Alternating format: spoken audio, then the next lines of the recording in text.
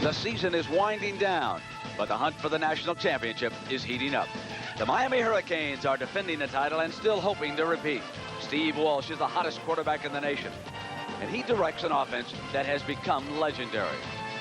The Canes' only setback was their loss to Notre Dame, a loss that only firmed the resolve of Coach Jimmy Johnson, who has his team peaking at the right time.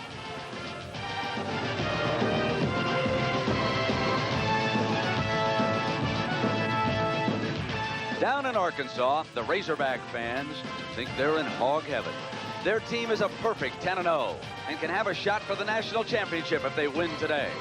A berth in the Cotton Bowl is assured, but revenge may be a factor after last year's humiliating loss to the Canes. It's a game they've been waiting all year to play. The Arkansas Razorbacks challenge the Miami Hurricanes today on CBS.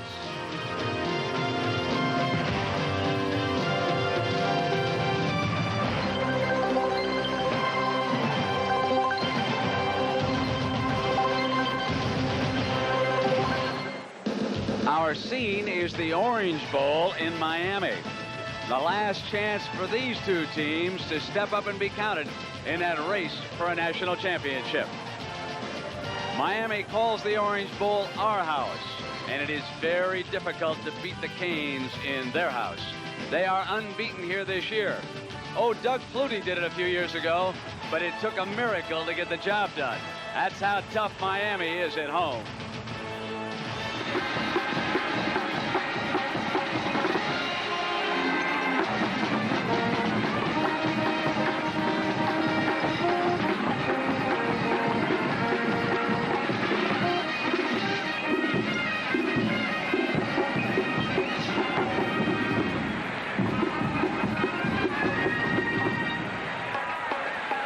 Perfectly glorious afternoon for a college football game here in Miami. Good afternoon, everybody. I'm Brett Musburger. I'm sure that all of you are aware of Miami. They have been the team of the decade so far. That fabulous passing attack, running up the scores on one and all. But how about this Arkansas team coming in here this afternoon at 10-0?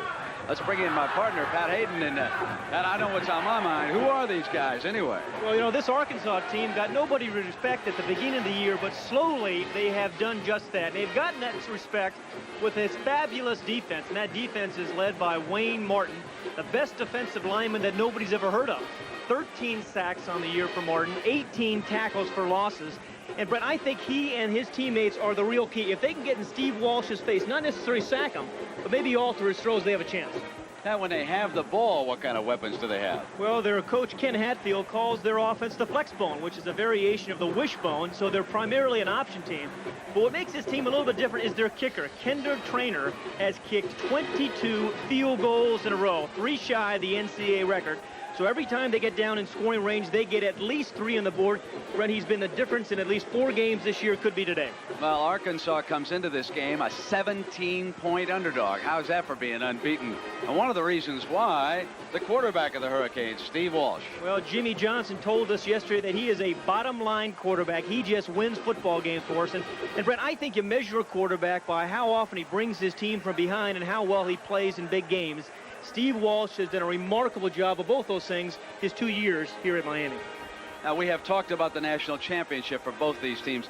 Let's show you the specifics of a scenario. Let's start with Miami. There are 5 steps, and the first 3 are right here in the Orange Bowl. They must handle Arkansas this afternoon, close out their regular season with a victory over BYU, and then defeat Nebraska in the Orange Bowl. But still, that won't do it, because the Notre Dame-USC winner must lose its bowl game. SC goes against Michigan in the Rose. Notre Dame takes on West Virginia in the Fiesta. And then Jimmy Johnson must hope for the vote. Now, if he winds up tied with West Virginia, well, Johnson is campaigning on the strength of the Miami schedule.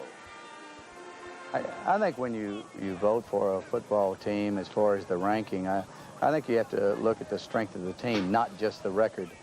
I know with our football team playing the preseason #1 Florida State and then the current #1 Notre Dame, after that 4 champions of their particular conferences, Michigan in the Big Ten, LSU in the Southeastern Conference, Arkansas, Southwest, and then Nebraska in the Big 8, you have to say that we've got a difficult schedule, and so record isn't the bottom line. Now, it would be much easier for Miami if SC wins, because if Notre Dame goes into the Fiesta Bowl still unbeaten and the Mountaineers are unbeaten, they're going to bill that game as a national championship game. Well, unlike last year, Miami does not control its own schedule. But remember, they have the kind of offense that can score a lot of points and impress voters. Now, the Arkansas, a road to a national championship, a little more difficult. First of all, they have to win here. Then USC must beat Notre Dame on the West Coast. And Arkansas must handle UCLA in the Mobile Cotton Bowl in Dallas. Then Michigan has to beat an unbeaten Trojan team in the Rose Bowl. That would take care of all the unbeatens if Notre Dame gets past West Virginia. And finally, they must hope for the vote. We asked Coach Ken Hatfield, if you're taking out a piece of paper and noodled with this? I didn't have to doodle with it. The doodle was already there. It's in Miami. Miami certainly played as good as any team in the country, and I think everybody knows that has seen them play. To beat Miami in Miami is something no team has done in a long time. I think if you do that, it would put you in position. First of all, it'd put us undefeated. Second, it would be defeating a team that's as good as there is, the defending national champion. And third, there would only be 3 undefeated teams going into the bowl game that were undefeated. And so you should have a chance if that were to happen. But first things first for Ken and Arkansas, they must beat Miami, and not many folks think they can do that here. Well, you're absolutely right. It's going to take a near-perfect game on offense. They can't turn the ball over. They've done a pretty good job of that this year. They lead the nation in turnover margin. This is the second largest crowd of the year here in the Orange Bowl for Miami, and their band is down on the field, and let's enjoy them for a few moments.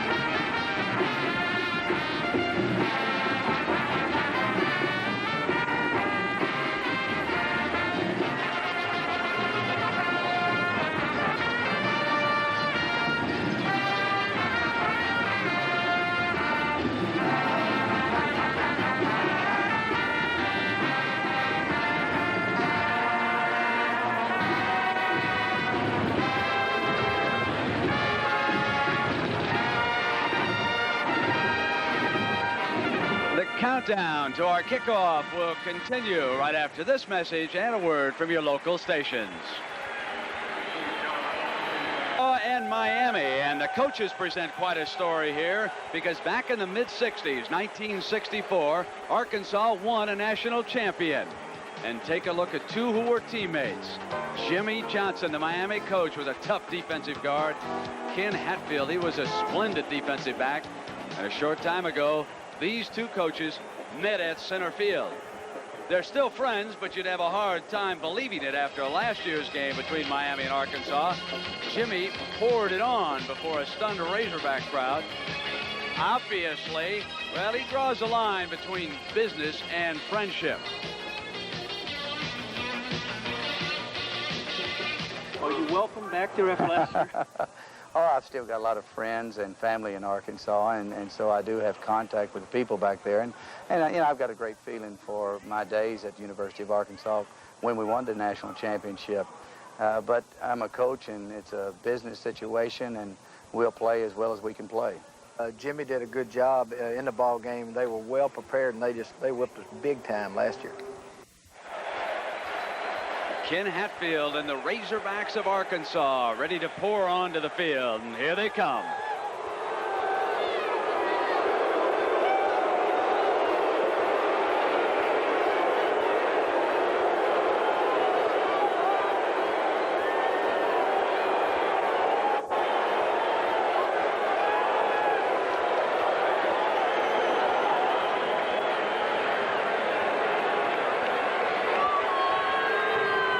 Hatfield's 5th year at Arkansas.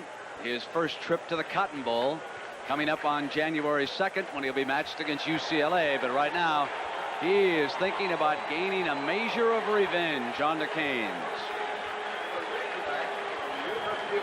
Ken, his entire staff believe they are stronger than they were a year ago when they were shellacked. Now, John Dockery, I understand there's concern about Miami's All-American defensive end, Bill Hawkins, today. What's that story? You know, Brent, he didn't practice much during the week because he has an infected big toe, but he underwent a surgical procedure during the week. They removed the nail, and I watched him in the pre-workouts, and he looked fine. He moved well, no apparent discomfort, so he won't start today. Shane Curry will start at his defensive end spot, but we can expect to see the All-American in there. And, Brent, you know, when you look at the depth in that defensive line, it shouldn't make much difference.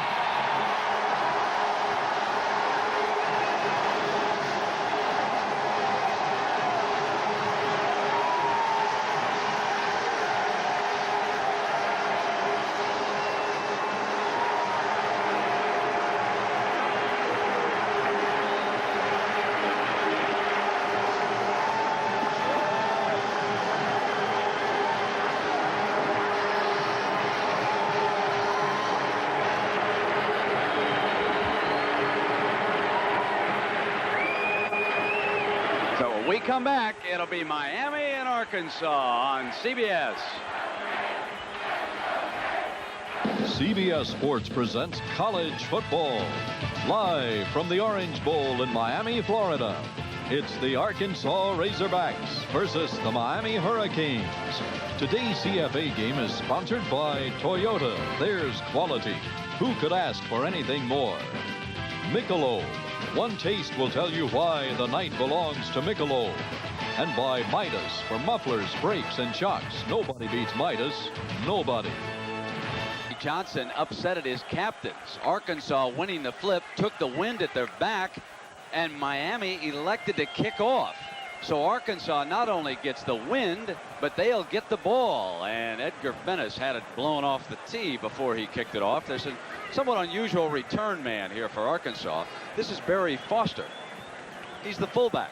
Seldom, Pat, do we see the fullback as the deep man returning kickoffs. Well, interestingly enough, he is their big play guy, even though he does play the fullback position for them.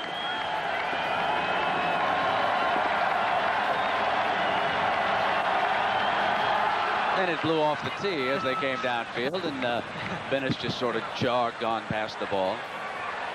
This is a beautiful afternoon here, and the only weather concern is the wind, which certainly has played a factor in many games here in the Orange Bowl, as so many quarterbacks and players know in the past. 15-20 miles an hour. It'll gust down here as you're watching the television screens coming through that open end. See the palm leaves blowing there on the side. It's a pretty brisk breeze. So if nothing else, it will aid the Arkansas field goal specialist here in the opening 15 minutes if a drive stalls. And now Bennis has it up on the tee again. And we're underway. Foster at the 9, bobbles it at the 10, and he will be short at the 20-yard line.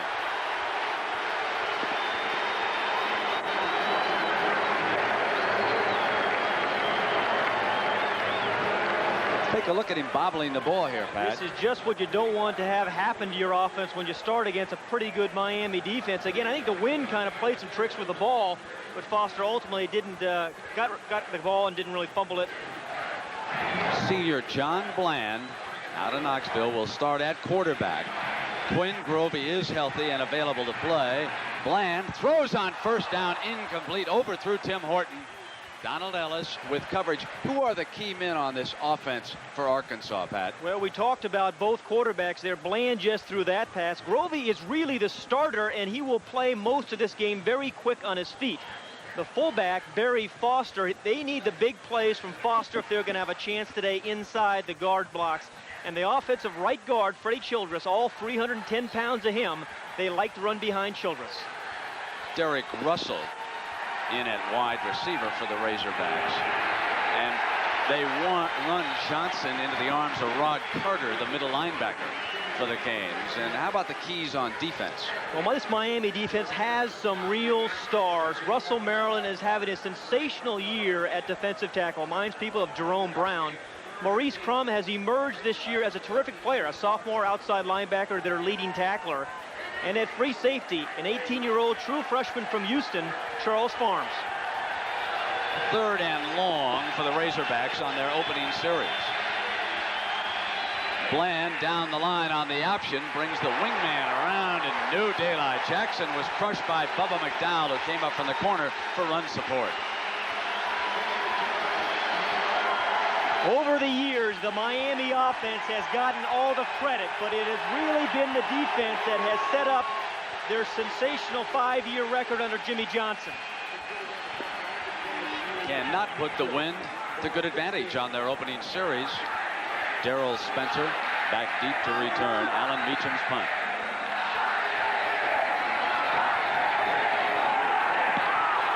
Meacham got it up under pressure. Spencer at the 35, 40, 45, just short of midfield, down at the 49-yard line. So with the wind, it was a strong 49-yard punt and a 14-yard return. And Bubba McDowell, number 48 on the right side of your screen, he has blocked 8 punts in his career. And it's just a matter of speed and timing, watching the ball when it's snapped, and getting a great jump, which McDowell has done. Steve Walsh, 28 touchdown passes on the season. And he'll throw it on first down. Dropping off the screen to Cleveland Gary. Fumble, and Arkansas believes that they have pounced on it, but perhaps they called him down. They did. Take another look. Cleveland Gary has been a sensational receiver this year, but watch whether the ball causes the fumble. I mean, the ground causes the fumble. That's a bad call. Yeah, it looked like from that angle he did fumble it before he hit the ground. We check it a second time, but at first glance, that looked like a bad call. They run Gary, trying to cut back. The Arkansas defense swarmed on him. Michael Shepard and LaSalle Harper, the leading tackler, number 31, were there. You know, the key players for this Miami team, Cleveland Gary, the man who just fumbled the ball there, but a most versatile fullback in all of America. Andre Brown has caught 8 touchdown passes on the year. This is 3rd and 2 for the Canes on their opening series. Conley, 28, is on the wing. Walsh again to throw. Drops it off underneath to Conley for the first down. He's at the 30-yard line. Harper making the tackle. That's a 13-yard gain, and the play which kept the drive going. And when the officials called Gary down. And remember, here's the pass again. Notice the good protection here that Steve Walsh has received. I don't think his offensive line gets enough credit. Only 2 sacks all season long for Walsh. 1st and 10 for Miami at the Arkansas 30-yard line. Just underway in the Orange Bowl and no score. Keeping Conley on the wing. Here's Gary. Good defensive pressure. Wayne Martin, number 83, their All-American, making the hit. We're watching Cleveland Gary here again. And the fumble, this was a few plays ago, he actually fumbled that ball before he hit the ground. That should have been a recovery by Patrick Williams, number 24. The official called that he hit the ground first. It was a bad call. Bad break for that man, Hatfield, and the Razorbacks.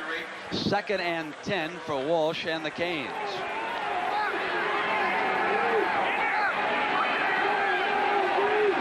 Chudzinski, the tight end. Walsh to Andre Brown, who cuts inside and picks up another 5 yards with that move before Patrick Williams brings him down. That's a first down. The problem that Miami presents you is you're afraid to blitz them because of their wide receivers. Andre Brown right here just runs a little soft little hook pattern. The tight end cleared it out for him, and the ball gets there very quickly. If you blitz them, you have to play on one-on-one. That's the concern you have when you play against that kind of speed. The corner and the outside linebacker colliding. But that was a very, very big cushion for Andre Brown defensively. 1st and 10 for the Canes. They're at the Arkansas 20-yard line. Deep drop by Walsh. Incomplete. His tight end was the intended receiver. What about Chudzinski's health, Pat? He has been banged up most of the year. The interesting thing, though, Walsh has used both Chudzinski and Bethel, the tight ends, 2 times, or for the 2 tight ends, for 10 touchdown receptions on the year. Again, they love to use that tight end and fullback in their passing game. Steve Walsh, 20 and 1. overall as their starting quarterback. That was his first incompletion of the day. Now he runs the draw play with Gary, or I should say with Conley, and Reggie Hall bringing him down. You know, Brendan, when you talk about Steve Walsh, everybody talks about him being an intelligent quarterback, and sometimes in sports that's a euphemism for a guy who didn't have a lot of athletic ability, but not in his case. He's got a lot of ability, can use his head to beat you, a very bright guy, but also has a very good and accurate right arm. Came out of St. Paul in his high school. Creighton going for the state championship in Minnesota tonight against Blaine High School. Steve wanted to pass along best wishes to Coach Mel Scanlon and the team tonight. Third down and long, throwing to Gary. Great defense by Williams, number 24, who is having a spectacular season for the Razorbacks. Oh, did he come up on Gary that time. And that's what their defensive game plan is. Play soft, make him throw everything in front of you, and then react on the ball. Patrick Williams, 6 interceptions on the year, each one of those in their last 6 games. Carlos Huerta to attempt the 36-yard field goal here against that wind. Enjoying a fine season. Good kick. Miami leads it.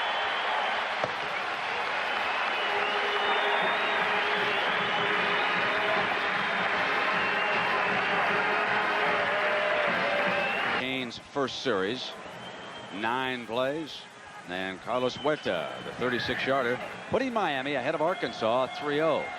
Bennis to kick off for the second time this afternoon.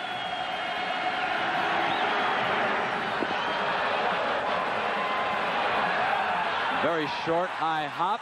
It was a free ball, and Foster alertly returned it to the 27-yard line. Perfect seasons. Down to these 4, Notre Dame, USC, and there'll be at least 3 by the time the afternoon ends, unless there's a tie out on the West Coast. Arkansas has about the least amount of respect for an undefeated team that I've seen in a long time, Brent. Partly it has to do, I think, with the reputation of their conference. But they've had a marvelous year. Yeah, the Southwest Conference image badly tarnished, but it's nice to have Arkansas headed back to the Mobile Cotton Bowl. Nice quarterback draw by Bland, and he gets a first down out to the 40-yard line. Freshman Charles Farms tackles him after a 14-yard run. And that is a nice little quarterback draw. Ordinarily, you see the quarterback drop into the pocket in a passing formation. This time they fake the ball to the fullback. Everybody reacts to the fullback, and that's a terrific change of pace by John Bland. Pat, what's the basic difference between the wishbone and the flexbone? Well, they put a guy up on the wing closer to the line of scrimmage, theoretically, to be a better receiver. Harshaw in at fullback, and Bland throwing incomplete. Tim Horton, and he miscommunicated on that. You're going to throw the ball against this Miami defense. I think you have to throw the ball over the middle, and when your team is not accustomed to throwing it a lot or well, it's tough to do that because that's where the interceptions come. Hatfield is working against this statistic as far as Miami is concerned defensively. The Canes have not allowed a touchdown in the Orange Bowl this year. In fact, since losing to Notre Dame by 1 point, they've allowed only 1 touchdown. They run the ball straight ahead against that Miami defense. The key will be establishing some kind of an inside running game, and Juju Harshaw, the backup fullback, the ball carrier that time, but it will leave Arkansas in a 3rd and long. You're absolutely right. If Arkansas is going to have a chance on offense, they cannot find themselves in 3rd and 7 and 8, and that's what's happened thus far in this game. They need to be in 3rd and 2 in this kind of offense. Here's Bland off a play fake under pressure, deflected, hit a helmet, incomplete.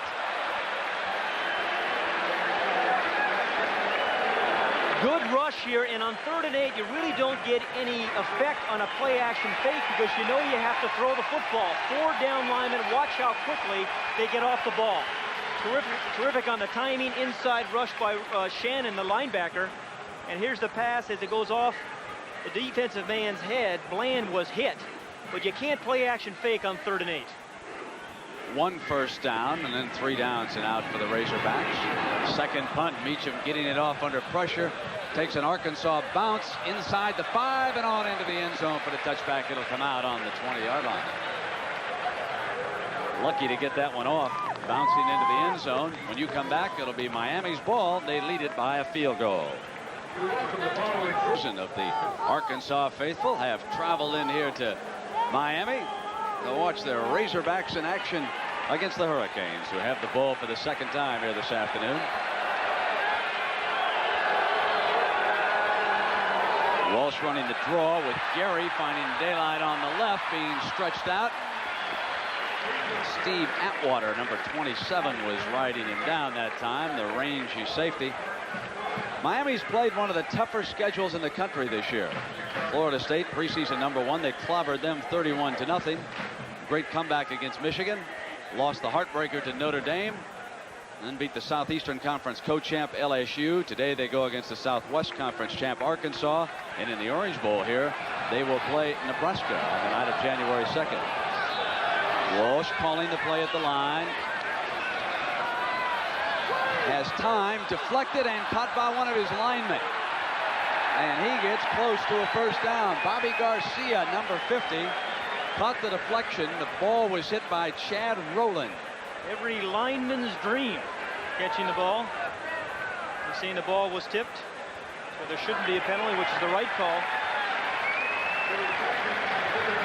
So when you're an offensive center, this is what you want to have happen, though. You want to catch a ball like this and go about 80 yards for a touchdown. And Bobby Garcia, number 50, gets his chance, makes a nice little catch, gets his big old paws on it, and then runs right into darkness. You've heard of running to daylight. He ran to darkness. He's the man who's supposed to open up the daylight. Garcia's saying, where were Gary and Conley? Get into that hole and help me out a little bit. And he gives the Canes a first down. Does he get credit for a pass reception? And Walsh likes to spread it around a lot. He'll get to work with the receivers next week. Ball is at the Miami 30. Lead it by a field goal, and on first down, Walsh putting it up again. This time he'll go long for Hill. Underthrow him. Hill and Richard Brothers bumping at the 35-yard line, and the ball was thrown on the inside. It looked like a terrible throw, but that shows you what kind of wind there was, Brent. That ball just got hung up in the wind, and when you're throwing into that kind of wind, you have to throw the ball underneath some shorter routes. Andre Brown from Chicago has become the leading wide receiver on this team. The number 1 receiver for Walsh is Gary. John O'Neill, out of the offensive line, was injured. He's on the bench. Walsh under pressure that time, gets it off into the middle, incomplete. And the tight end was well defended by Reggie Hall. We have seen defensively that Arkansas has done a good job of studying Jimmy Johnson's passing tendencies. You're absolutely right. And again, they are playing with the wind a little bit. They realize if Miami's going to throw the ball in this quarter, they're going to throw it short. Right there, Reggie Hall did a nice job as an inside linebacker, reading the tight end's route and shut him down. Miami with 12 offensive plays, and so far the production has been 8 pass and 4 runs. This a pass play on 3rd and 10 again. Good pressure on Walsh. He steps up away from it, and Hill drops the ball at midfield. Would have kept the drive alive, but Randall Hill booted it. And the Canes must punt. I think what a receiver has to do on these kind of routes is try to catch the ball with his hands. It looks like he tries to cradle it in his body, and it came right off his shoulder pads. He needs to get the hands out and make a hand catch rather than the body catch, because sometimes it's going to bounce off the pads. Tim Kalal, number 19, the Miami punter. Tim Horton, number 3, set to return for Arkansas. High snap, he brings it down and hangs it high. This will give Arkansas good field position. Ooh, dangerous catch there at the 49, but he got the job done. That was Kirk Collins, a freshman, making the catch. And at the conclusion of today's CBS Sports College Football broadcast, we'll select a Chevrolet Most Valuable Player of the Game from each team, and Chevrolet gladly donates a $1,000 scholarship to the General Scholarship Fund of both Miami and Arkansas. Well, the Razorbacks have good field position here, Mr. Hayden. Again, the wind has been much more of a factor than you can really see on television. That punt was only 19 yards because of that. It's important for them to get something on the board in this drive. Well, here's the wishbone. Foster, the fullback. He bolts right through the middle to the 44-yard line. There was a hole there on the right side before Russell Maryland could tackle him. They have a great right guard on this Arkansas team. You're right. Freddie Childress, number 72, down to 310 pounds. Last January, he weighed 367 and was really eating himself out of the conference, but came back in great shape, 310 pounds, and has had his best season yet. He bought the Fridge's diet book. Carlos Gatson checks in for Arkansas. And again, the fullback straight ahead, but he is short of the first down as Rod Carter, the middle linebacker, stepped in. Let's go downstairs to John Dockery. Doc? You know, Brent, Arkansas's best running back, James Rouse, is on the sidelines. You see him behind me there, number 35, one of the few players in Arkansas history to go over 1,000 yards. I talked to Ken Hatfield before the game. I said, why is he in uniform if he's not going to play with that hyperextended knee? He said, you know, I'm trying to get him back in the flow so that he's ready for the Cotton Bowl. Now back to you, Brent. And, of course, in that Cotton Bowl in Dallas, they'll play UCLA. Dallas Cowboy fans might want to drop by and check out Troy Aikman. He might have a shot at him. Now Bland turns it around, but he's not going to get the first down as Greg Mark forces him out of bounds on that far side. And that was a designed kind of scramble. It looked like Bland was first going to go left and then reversed his field, but it's a very disciplined defense. If you're going to run against this Miami defense, you have to run right at them because they have too much speed to try to go around them. And they are considering going to call a timeout to see whether they're going to go for it, decide whether they're going to go for it on 4th and about 3. They have the best field goal kicker in college football this year in Kendall Traynor. But this would be very long even by his standards. So we've got timeout on the field. Let's take a break. Back at the Orange Bowl, Kendall Traynor, the field goal specialist, was warming up his right foot on the far side, and he trots onto the field. So he will attempt one with the wind at his back of 59 yards. His career long, 58.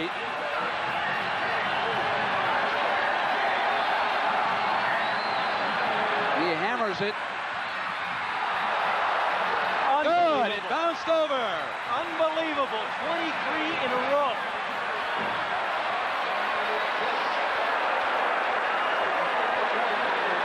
When you're hot, you're blazing. Wow, that's incredible. Kendall Traynor coming into this game with 22 straight field goals. He already has scored 102 points with this field goal. That's an Arkansas school record. Getting the good bounce to knot this score at 3. And here's a kicker who almost lost his job back in the Mississippi game. He was 1 of 4 to begin the year, and his coach chewed him out at halftime for missing 2 field goals, called him a choker. And he came out of the locker room and told his teammates, I'm not going to miss another one this year. And he's hit 23 straight since that time. Already he has been named to the first 2 All-American squads that were published. Kodak, which was voted by the coaches, and the Football News first team All-America team. So Kendall Traynor with the ball on the tee, and the Razorbacks tied with the Hurricanes here in the first quarter at 3 apiece. Randall Hill and Darrell Spencer set to return this kickoff, and it blows off the tee.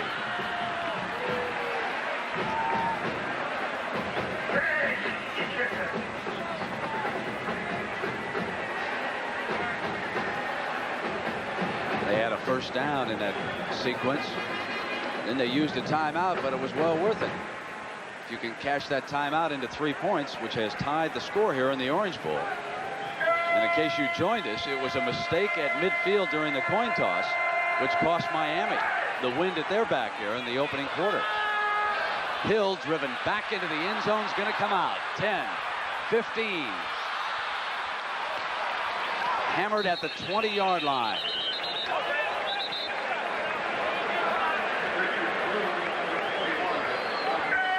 high-scoring teams this year. Oklahoma State with Barry Sanders, who now appears headed for the Heisman Trophy, leading the way.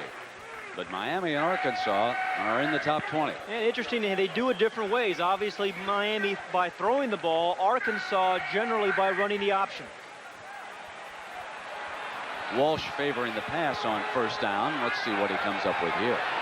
Gary's the fullback, and Conley the tail. Off a fake, he moves the pocket to the left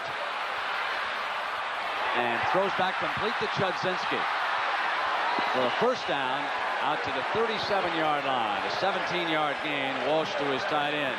Atwater tackling him. Rob Chudzinski is not the fastest tight end in America, but what he has is a terrific feel for the game. They sprint Walsh out this time, roll him out, and Chudzinski just works the middle. Just finds a little open area. He was covered at first, but had a feel for that soft spot, and then the ball well thrown. He was looking for Conley to lateral to on that sequence. The three defensive players appeared on the screen to rush over a little bit too far. Got too eager on that pass play. Conley batters his way to the 40. Shepard bringing him down for Arkansas. A lot of those traditional rivalries unfolding this afternoon. Jet lag for Boston College. They're still trying to get acclimated to United States time. Staged a nice win over Army last week in Dublin, Ireland. From all reports, that was a great success. Speaking of Army, we'll see them against the Middies from Philadelphia next Saturday.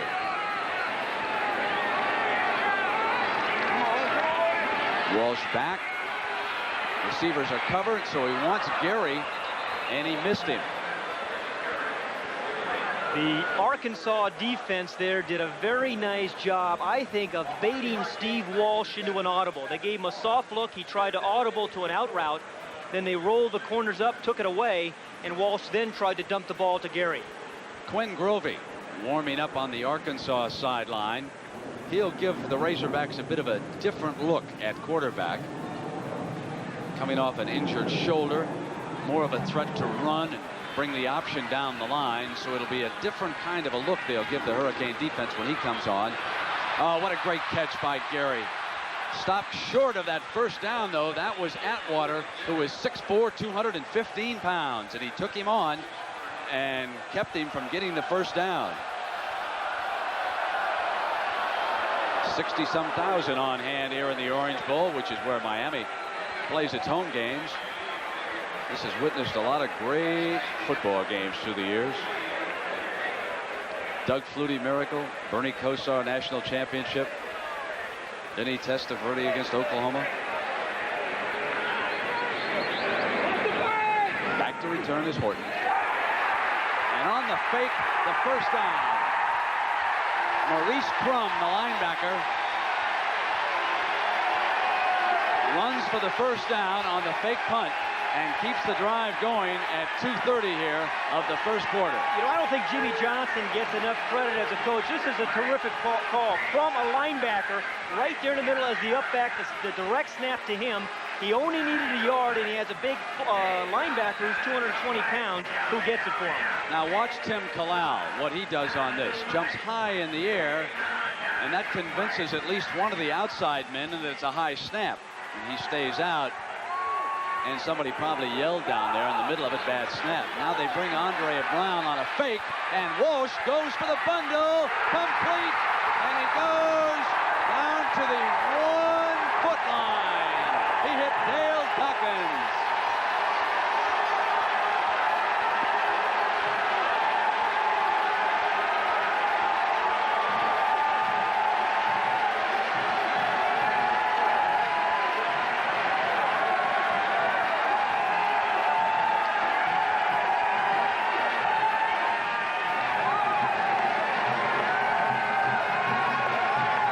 It was the head fake, believe it or not, of Steve Walsh that made that play very successful. We'll look at it in a moment. First and goal, Gary for the 6.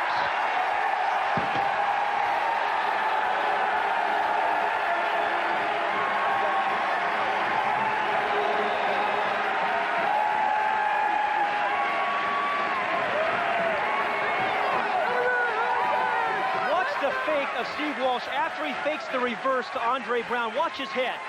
He tells the whole defense that Andre Brown has the ball.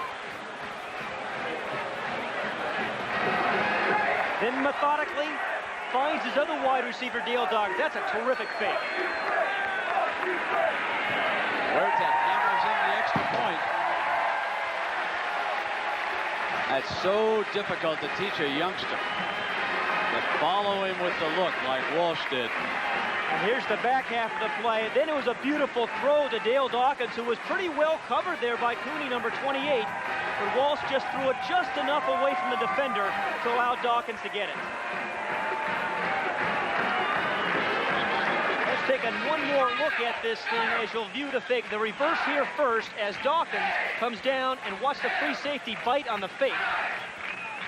The subtle things like this, just a quarterback's head move, head fake, that can fool the defense. The free safety buys the fake, and then the ball beautifully thrown by Walsh away from the defender.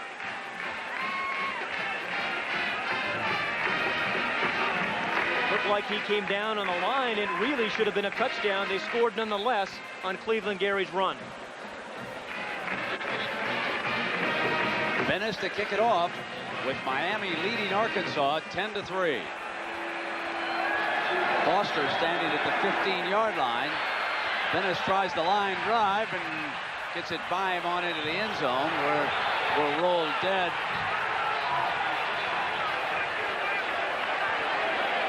You know, I got to tell you something. That's a live ball down in there, but the official stopped it. Let me take a look at the official. If our director Joe has said he has that when he crosses, that could have been a Miami touchdown. Maybe the official actually had blown the whistle, and that's what happened there. They blew it once it went into the end zone. But you're right, that is twice now that Foster has had some problems with the wind. One time he should have called a fair catch on a kick, and that time he should have just fallen on it. Arkansas trailing by 7. And Quinn Grovey into the game at quarterback for his first series.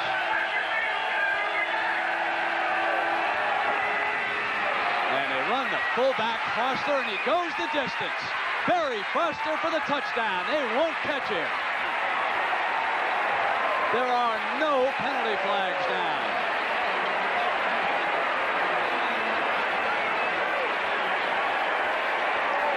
How about that? And what makes that such a nice play is the Miami defense sees Quinn Grovey come in. He's a guy that has got great speed. They're concerned about him on the outside of the defense.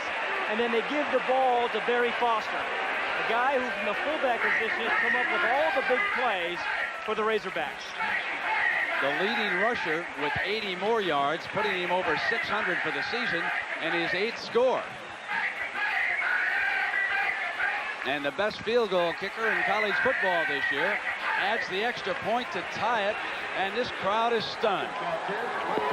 Anytime you see a fullback get this wide open, your center's got to make a nice block, and usually your linebackers overrun it. The strong safety was 39 Harden. He was up there but did overrun the play because everybody was concerned about the quarterback on the perimeter of the defense that cleared the way for Foster.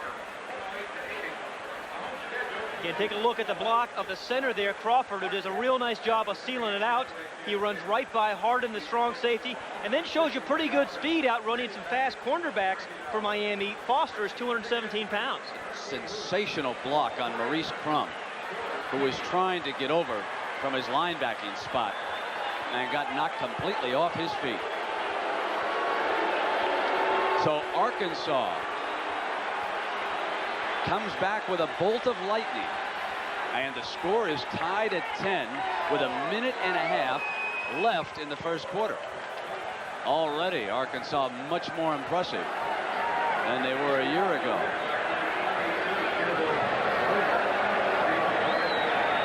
Now we have checked, and a rule change in effect.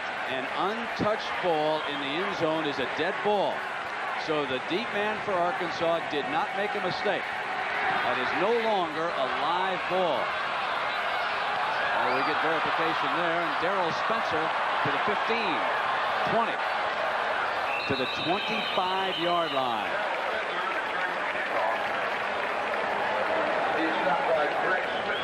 Greg Jake Switzer, Barry Switzer's son, who was a walk-on linebacker at Arkansas, brought him down at the 25-yard line. And we welcome all of you to the Orange Bowl. Miami favored by 17 points, led it 3-0, led it 10-3, and Arkansas twice has come back. A minute 21, and the Razorbacks serving notice that this could well turn out to be a game after all. Now the backup running back, and that is Fred Highsmith, cousin of Alonzo Highsmith, the former great here at Miami, who is now with the Houston Oilers, the ball carrier, as Jimmy Johnson uses some of his depth here this afternoon against Arkansas. And depth they have at running back. Highsmith, a senior, hasn't played a lot, but played quite a bit last week against LSU.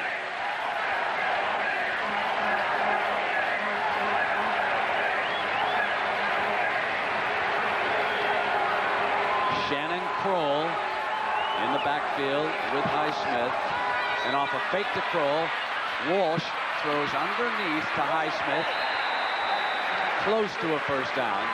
Otis Lloyd, the 5'9" linebacker, bringing him down. Downstairs to John Dockery. Doc? You know, Brent, you were exactly right. I just talked with the official, and he said the ball was untouched.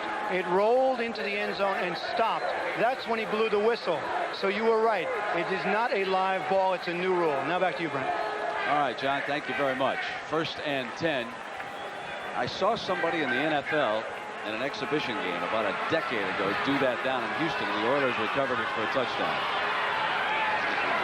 Final seconds ticking away here in the opening quarter. Kroll's first carry, and Kerry Crawford making the hit for Arkansas. And time runs out in the first quarter, with Arkansas and Miami tied at 10. College football on CBS will return after this message and a word from your local station. Do you think, Pat Hayden, that maybe the officials of the Cotton Bowl and the Orange Bowl are taking sides, or are they peacefully watching this one? What about old Hossbrock? I know where his heart lies. Came right off his couch back in Dallas when Foster exploded for 80 yards. It's a pretty solid Arkansas team. Well, they sure were impressive in the first 15 minutes. Remember, though, they had the win. Now it's Walsh's turn at bat. And against that win, he was tough enough. 9 of 14. First pass, and he hits a wide man near midfield. Brothers and Atwater defensively against Brown. Let's give you a summary. Traynor tied it with a 59-yard field goal, which hit the crossbar and bounced across. Foster then tied it at 10 with that 80-yard bolt right up the middle. Total yards, Arkansas hanging tough with the Canes, but now Walsh drives Miami to midfield. And this time he runs the tailback Fred Highsmith behind the right side of the line, and Lloyd does it defensively. How about Otis Lloyd's size, Pat? He is only 5'8" and about 190 pounds. Lloyd really played a rover back position last year, but when they went into a 4-man scheme, he's playing outside linebacker on the weak side. They try to involve him in coverage more than run support. 2nd and long for Miami. Penalty flags come down. Kerry Crawford, number 96. That's another nice thing that Steve Walsh has done over the year. Dead ball, defense, offside. He will change his snap count. He'll go in the first quarter, go on 1 and 2, and then when you get settled into that cadence, he'll go on a longer count and draw you offside. Walsh is unbeaten at the Orange Bowl. He's passed for 119 yards. Arkansas looking for some positive yardage in that situation. National television, Walsh is 9-1. Lost only that 1-pointer up at Notre Dame earlier this year.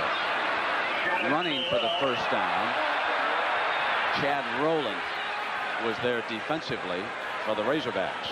Chad Rowland is a tobacco-chewing, tough Texas kind of kid. Loves playing the nose tackle. One of those few guys who really enjoys playing the position of nose guard. Got his first start at Arkansas a year ago against Miami. Coaches were worried about him being nervous, and in the first series he got into a fight. played well for the Razorbacks this year. Miami's first down at the Arkansas 40-yard line. Walsh calls the play at the line.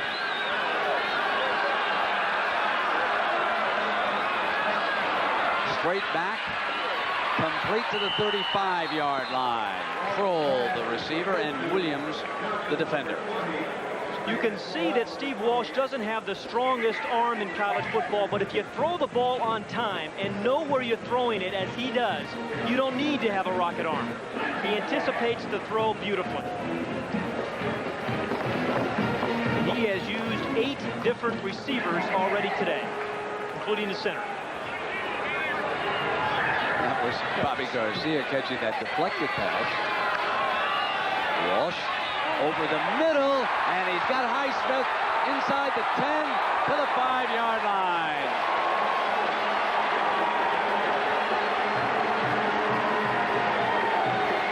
Steve Walsh does as good a job as any quarterback I've ever seen, college or pro, of reading a zone defense and trying to get a slot man into the seam. You see the double zone defense. Here's a soft spot right here, and he gets that fullback right up there who's on the wing position. This is an audible. He's done it time in and over and over again all season long. Right up in the soft spot, well thrown. First and goal. Kroll had too far to jump. Not even Bob Beeman could have made that. Sal Harper there defensively for the Razorbacks. The Arkansas team needs to make this a low-scoring game if they're going to win it. Take a look at the leaping ability of Kroll. We've got some athletes on this Miami team up and over. The offensive line always is doing a good job. Anytime a back has that much time to be able to get up and over, it means the offensive line is coming off the ball pretty good. But Arkansas needs... On this team, that's an understatement. This whole state's got athletes. Second and goal. Here's Kroll, cuts it back in, and he is stopped. Arkansas led by Harper, who's been all over the field. That senior from LaPorte, Texas. Again, watch the blitz here by the defense. You see the linebackers up close to the line of scrimmage. They get there a little bit early, but terrific penetration there by a lot of white jerseys, including Roland, number 51, who put the stop on him, and the inside linebacker, Harper. Key third down for this Arkansas defense. They need to keep this a low-scoring game if they're going to win. Waiters and Gary check in, and timeout called by Walsh.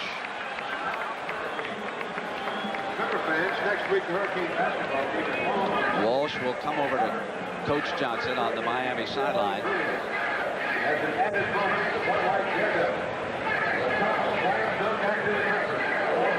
And well, we've got an opportunity. Let's take a look at these two fine schools. Goal, Pat Hayden, and what do the Canes like to do here? Remember, they have thrown 10 touchdown passes to their tight ends. They like a big target this area of the field. Mike Pigza, number 81, in at tight end. Gary, number 43, a splendid receiver out of the backfield, is behind Waiters in the eye. Gary, and he was stopped short of the goal line by Shepard. The Miami running back's a little anxious. That's a surprising call to me. As good a throwing team as Miami is, that they try to run the ball and dive in from that far out. And again, it was a penetration that really kept Gary from getting enough time and getting close enough to the line of scrimmage to be able to get in. It's come down to fourth and goal for Miami. Arkansas and the Canes tied at 10. 10 minutes to go in the first half. Have to throw the ball here. And another timeout is used by Walsh. Timeouts in the first half of a football game are not as critical as those in the second half. And on fourth down, Walsh wants to make absolutely sure. And the Miami offense right here. And the problem was Steve Walsh, a lot of noise down here. Couldn't hear what was going on. He and Cleveland Gary were confused, so he called a timeout, Brent. Now back to you. All right, thank you, John. best seat in the house right down there in the end zone. With 9:58 to go in the first half, Arkansas and Miami are tied at 10. This has been the 11-play drive, and here it is, 4th and goal for the Canes. They are stuffed. Conley is down as Lloyd was the first to hit him, and Arkansas takes over on downs. What a sensational goal line stand. And I am shocked by 2 calls there by Miami, one of the best throwing teams in all of America. They try 2 runs and they get stuffed by a very tough and aggressive Arkansas defense. Terrific penetration there by Lloyd, really made Conley try to adjust. And on the Arkansas sideline, Ken Hatfield reacts to the 4th down tackle. The other side, Johnson unhappy. He had called Andre Brown over to the sideline, and obviously that was a decoy. Now it is 1st and 10 for the Razorbacks. And they work the ball conservatively into the middle. Quinn Grovey, the quarterback who replaced John Bland, now operating the offense for the Razorbacks. Very important for Arkansas to get a 1st down here, get on the perimeter of the defense and use Grovey's speed, because remember, they're going to be punting into a 20-mile-an-hour wind. Carlos Gatson into the backfield. Aaron Jackson leaving. Full wishbound. Harshaw, the fullback, with the carry. Nothing doing. This defense is a little bit like Ted Koppel's hair. It rarely moves. They get great penetration up there. That time by Maurice Crum, number 49. Well, yeah, how about Jimmy Johnson's here? You could have used that. I mean, we'd have to plug the competition. There it is. It's moving today at 20-mile-an-hour wind. Aaron Jackson is back. A big 3rd down. 8 yards to go for the Razorbacks. Timeout by Grovey. Now those are hogettes.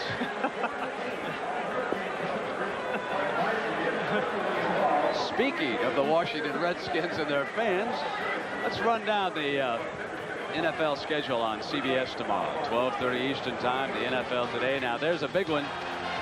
Phoenix and Philadelphia meet twice in the next 3 weeks. Green Bay at Chicago. The Bears have to keep going with Minnesota in hot pursuit. Atlanta coming on here of late. They'll host Vinny Testaverde. Late the big game. Denver trying to rebound from that disaster in New Orleans. The Rams also desperately in need of a win. And some of you will see San Francisco at San Diego. Dan Fauste down in San Diego. They're going to retire his jersey. I'll be along with Will McDonough, Irv Cross, and old number 51, Dick Butkus, tomorrow at 12:30 Eastern Time. Speaking of the NFL, I was looking through the Arkansas press guide, and guess who made the all-decade team, the 50s? Our own, works at CBS. Pat Summerall. He's the guy. Made it as an end and a kicker. What year was that? It was in the 50s. It might have been early 50s or late. I don't know. They said he would appreciate it if we'd say late. I'll bet that old Razorback is watching. They are still talking about Pat Summerall here at Arkansas. 3rd down.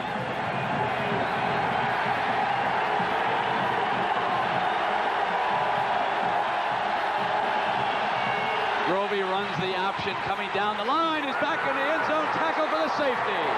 Bill Hawkins nailed him for the safety.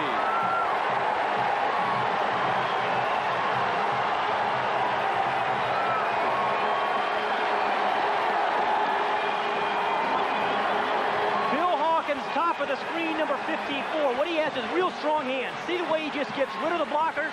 He gets rid of 2 blockers and then just buries Grovey. But the key there was the strength of Bill Hawkins' hands. And as a result of this safety, Miami leads Arkansas 12-10.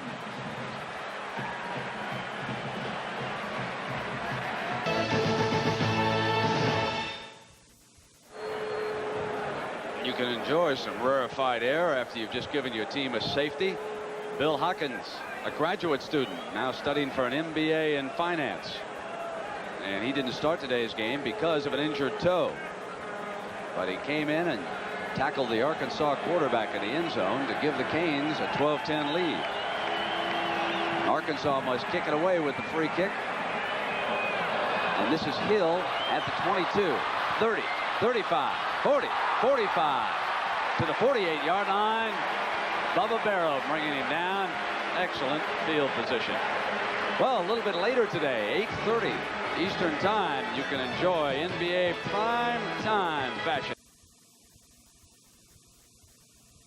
Walsh with excellent field position, deflected away, and that was Wayne Martin, the All-American rush man for the Razorbacks. And that is about as good as you can do against Miami. It's tough to sack Steve Walsh because he gets rid of the ball so quickly, but make him alter his throw and then get those hands up if you get close, and that was beautifully timed by Martin.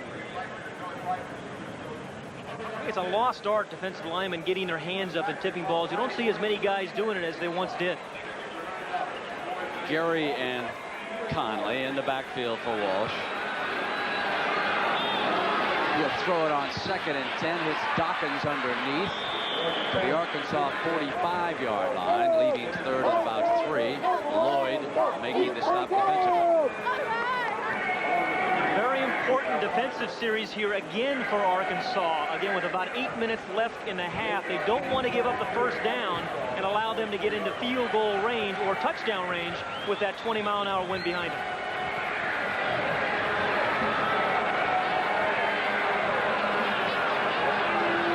Gary is slotted to the left.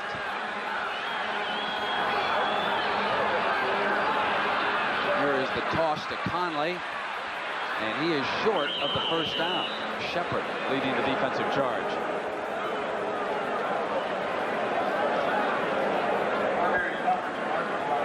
Michael Shepard really has had a big year for the Razorbacks on defense, but he's been underrated because Wayne Martin's been getting all the credit, but he just explodes off the ball.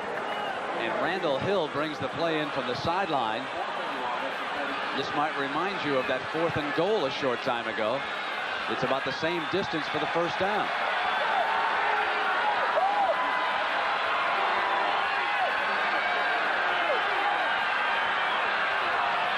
And Walsh will throw for it, and he's got it. Hits his wide man, and that's Brown being forced out of bounds by Patrick Williams, and the clock is stopped at 6:49, and Miami with a fresh set of downs. And again, it emphasizes as you watch Andre Brown, tall receiver, 6'3" there in the slot, just runs a little out route. But it emphasized down at the goal line, I think they probably should have thrown the ball because they're a much better throwing team than running.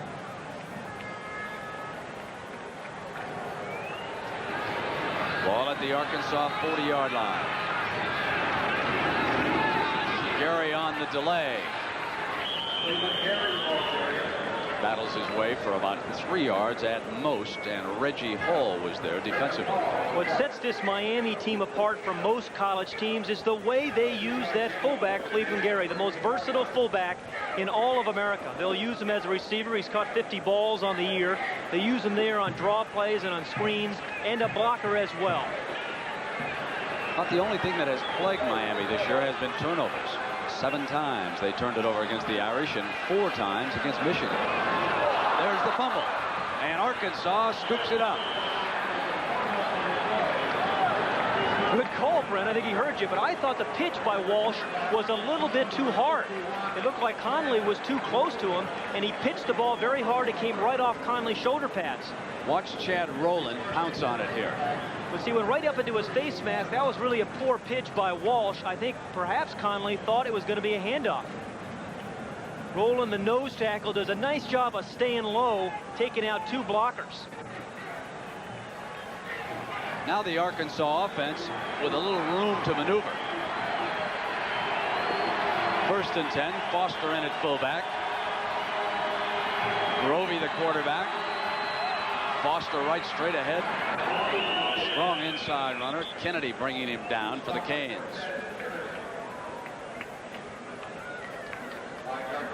There are the turnover leaders and a big plus margin for the Razorbacks, who come up with another one. It's amazing what they've done. They don't turn the ball over, only 12 on offense for the year, and on defense 21 interceptions, and they did a nice job of stripping ball carriers as well.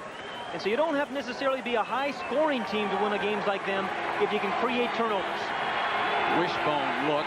3 running backs in tight behind Grovey.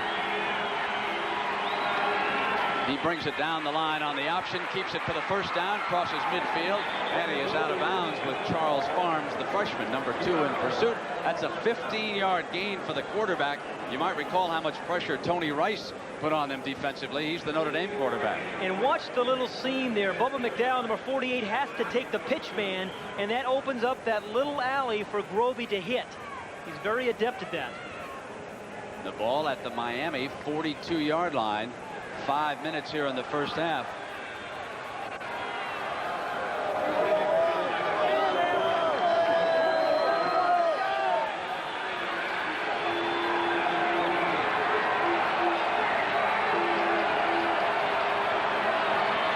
Grovey again running the option. Late pitch. Ball is loose. Miami going for it at the 30-yard line, and Arkansas trying to regain control.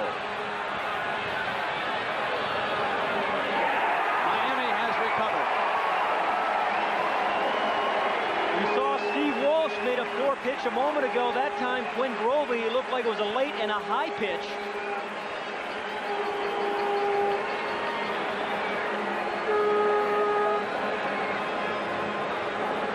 So with 5 minutes to go here in the first half, Miami gets the ball back. Again, trying to get on the perimeter of the defense where all the big plays. That is number 20, Gatson. He came right off his face mask. A little bit too much steam on the pitch when the running back is that close to you. And watch number 63, Jimmy Jones, who's going to make that recovery. A lot of orange jerseys around the ball. Shannon at first gets it. Harden, 39, goes through his legs. And then 67, Maryland and Jones ultimately make the recovery. And on first down, Gary sweeping to the left is down at the 34-yard line. Ty Mason making the stop. Maryland is credited with recovering that fumble for Miami.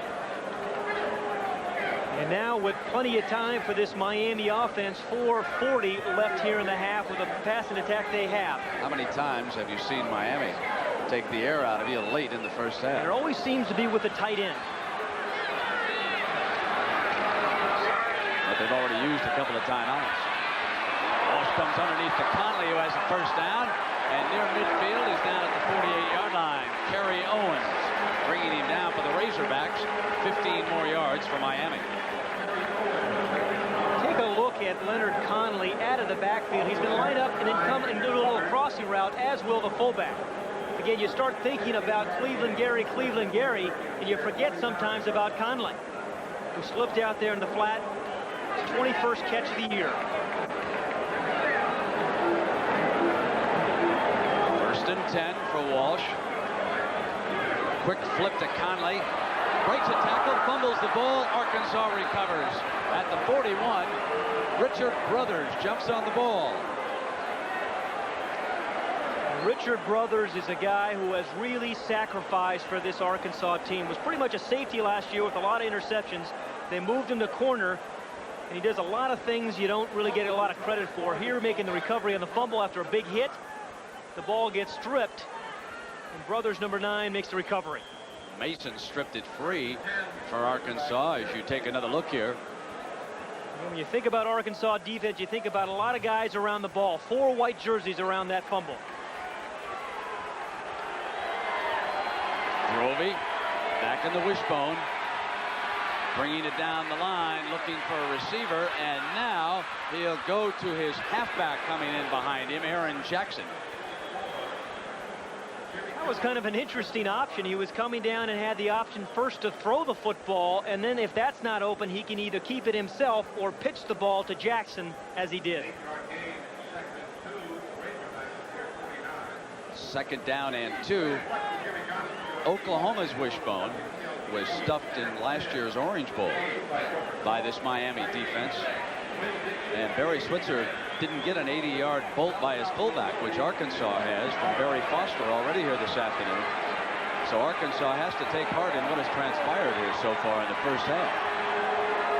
Second down. Roby trying to break free, and he is down at the 44-yard line. Maurice Crum, number 49, in there defensively for the Canes. Bill Hawkins got to him first. Maurice Crum has had a great year for the Hurricanes on defense. An outside linebacker who's their leading tackler, that is unusual.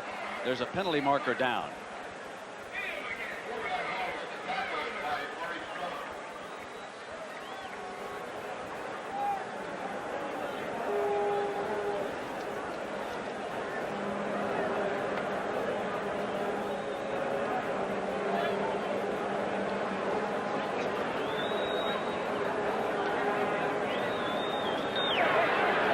Offsetting dead ball fouls. Dead ball, personal foul.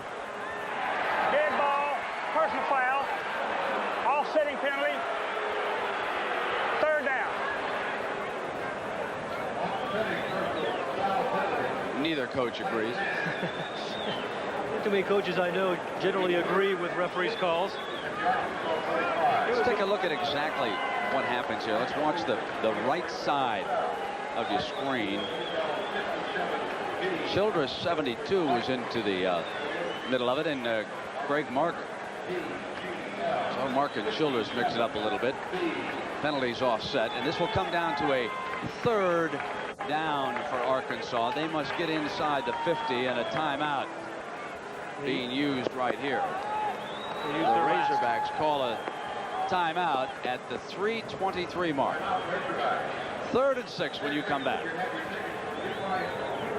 And you would think that it's a rout by the Hurricanes of Miami, but they lead it only because of that safety 12-10. But then again, it doesn't take too long to run 80 yards, does it? Arkansas's tying touchdown came on that 80-yard bolt by Foster. Then Hawkins tackling the Arkansas quarterback in the end zone for the safety, and the Canes are up by 2. Foster short of the first down. 4th down at the 3:17 mark near midfield. Jimmy Jones bringing him down, number 63, and the Razorbacks forced to punt. Jimmy Jones has as much raw talent and ability as anybody on this Miami defense. And this defense is coordinated by Dave Wanstead, one of the young, bright defensive minds in the country. Really has done a nice job. The thing to watch here with Meacham in punt formation is number 48, Bubba McDowell. Back to return is Spencer. 10 men up on the front for the Canes. McDowell gets off the mark, comes in on it, but can't get it. But he pressured the kicker, and it'll roll dead at the 12-yard line. That's a 40-yard punt. 2.5 minutes for Miami. This is the 3rd time that McDowell has done that. Like I said, he's blocked 8 kicks, and it's all a matter of timing and taking the right path to the kicker. Even if he doesn't block that, he's not going to run into the kicker. Pat, he anticipated the snap that time. He was almost offside. You need the jump if you're going to block the field goal, the punt, and sometimes that can happen. Steve Walsh with the wind at his back. Gary is slotted to his left. Conley is his halfback. Dawkins and Brown are his wide men. Incomplete. And there's a penalty flag thrown by the linesman. Looked like Kerry Owens was offside, the outside linebacker for the Hogs.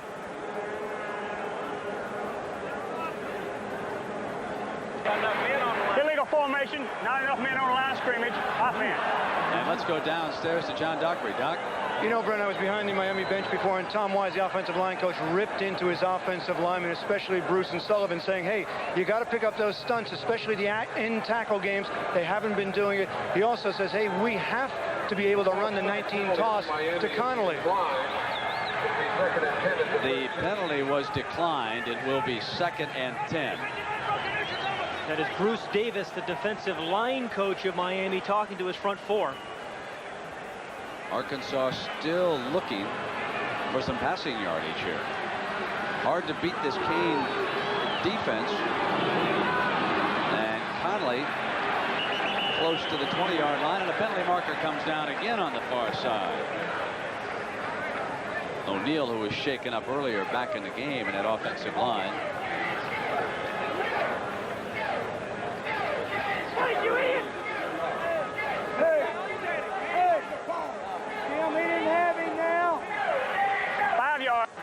Face mask, defense. Did he get the mask, Pat?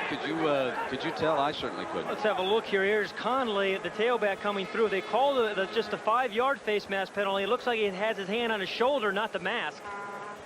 Never got the mask on that call. The official who called it was on the far side when the flag went down. He saw the hand and the arm raked across the jersey high, and he felt he raked across that face mask. So there have been 2 tough calls against Arkansas. If you did not join us early in the game, there was a fumble on the first series, but the officials ruled that the ball was down. That gave Miami an opportunity to march for a field goal. Now this gives the Canes a first down at the 2-minute mark here in the first half. Walsh sends everybody out. It's Chudzinski underneath, and he hammers close to a first down. Harper making still another hit defensively for the Razorbacks. And the Miami team will carve you apart at the end of a game or a half with the tight end. They did right there to Chudzinski. They've got 1 timeout remaining, Miami does. They're going to measure here. Chains will come across. That's why the officials have stopped play. So Walsh quickly wants to get the play in and get it called here. He has 1:50 with which to work. He's asking for the signal, but obviously he's not going to get it until they find out whether or not it's a first down. And Gary Stevens upstairs in the booth will send it down on the headset, and then it will be signaled in. Now the clock will start running again. And when you have 1 timeout remaining, you can use the whole field. You can throw an inside route as well as the outside route. Richard Brothers, shaken up, is off the field defensively for the Razorbacks. Walsh under pressure this time, and down he goes, Chad Rowland, and that is unusual to see Steve Walsh sacked. He is the toughest quarterback in college football to bring down. That's only the 3rd time this year, and Rowland just broke through and buried him. And it was a terrific spin move by Chad Rowland, nose tackle number 51. Gets low, makes the spin. Fred Goldsmith, a defensive coordinator, said he's our slowest guy, but our best pass rusher. Quickly they come up and they hit Gary, who slips free out to the 34-yard line. They had 22 yards to go for the first down, and they'll still have about 12, and we're inside of a minute. 1 timeout remaining, operating without the huddle. Walsh will call the play at the line.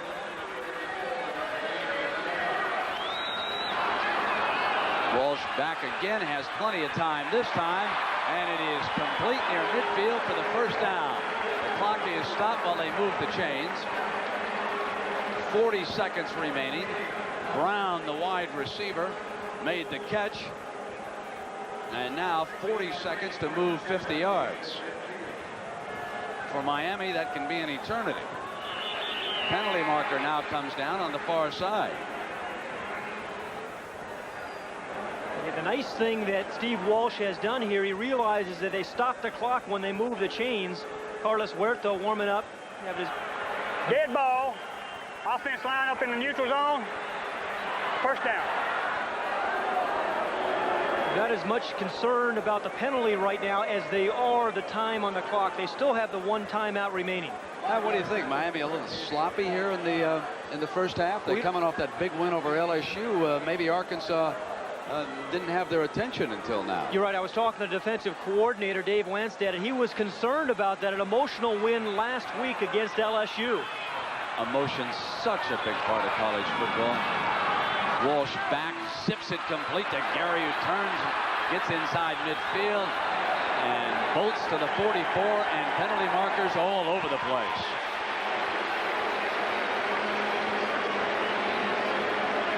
Now with that win, a few more yards here because of a late hit, and Carlos Huerta moves within field goal range. This is a mistake on the Razorbacks' part. Dead ball, personal foul, defense, late hit, first down. You're going to see the late hit here, but what it really does is allow Steve Walsh to still have that timeout remaining as well. Gary is clearly down. Wasn't a hard hit, but it was late by number 70, Phillips. Again, clearly they're in field goal range, but with 17 seconds, they can take a shot or two for the end zone. Well, the key here is that they've still got a timeout, so they can get the clock stopped. Now starts to run again. Walsh will take a shot. Deflected, incomplete. Now it stops at 7, and they'll need Huerta. That's the third tip, I think, by this Arkansas defense, and that's a nice game plan as you watch Phillips, number 70, a highly thought-of freshman. He gets that right paw up there. His daddy, Lloyd Phillips, was a great player out of Arkansas. Won the Outland Trophy in 1965, and they think he is going to be a great player. Huerta with a 45-yard attempt.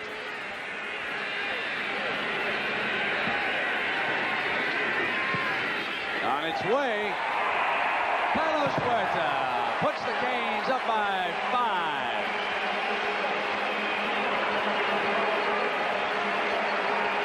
Splendid walk-on kicker. 38-0 at the half, Miami.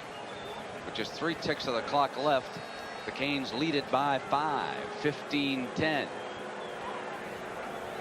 And Edgar Venice with the ball on the tee and ready to go here.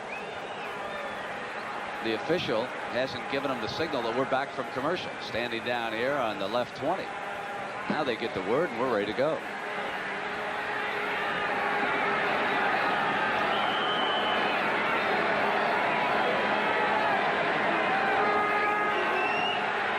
Kicks it on the ground. Picked up at the 25-yard line by Harshaw. And he blasts his way out to the 34. And the end of a good first half. Barry Foster brought Arkansas back into this game with an explosive 80-yard touchdown run. Nobody can catch the Razorbacks' leading rusher when he breaks free like that. And with the score tied at 10, Miami inserted their injured defensive rushman, Bill Hawkins. And his first tackle was a timely one. He took Quinn Grovey down in the end zone for a 2-point safety. Miami added a field goal. They lead it 15-10. Right now, let's send you to New York. And here is Jim Nance. Jim, take it away. First by that Razorback defense. Yeah, I think they really did a nice job, particularly the nose tackle, Chad Rowland, and when on the 2 runs that Miami had inside the 5-yard line when they kept him out of the end zone. They did a great job of pressuring Steve Walsh as well. Well, that 44-yard pass setting up the touchdown. His knee was down on the 1-yard line, then Gary went in for the score. Now let's present this week's Toyota Leadership Awards to those players who've been singled out by their coaching and faculty staff for outstanding performance in the areas of academics and citizenship. The winner, Steve Atwater from Arkansas, finance and banking major, and Bernard Clark from Miami. He's a business management major from Tampa, Florida. And Toyota will donate a check in the amount of $1,000 to each school's general scholarship fund. And we will continue with the second half from the Orange Bowl in Miami, with the Canes leading by 5 right after these messages from your local stations. Ball. Today's CFA game is sponsored by the Heartbeat of America, today's Chevrolet. Coors Light, there's no slowing down with a silver bullet. It's the right beer now. And by GMAC, the official sponsor of America's Dreams.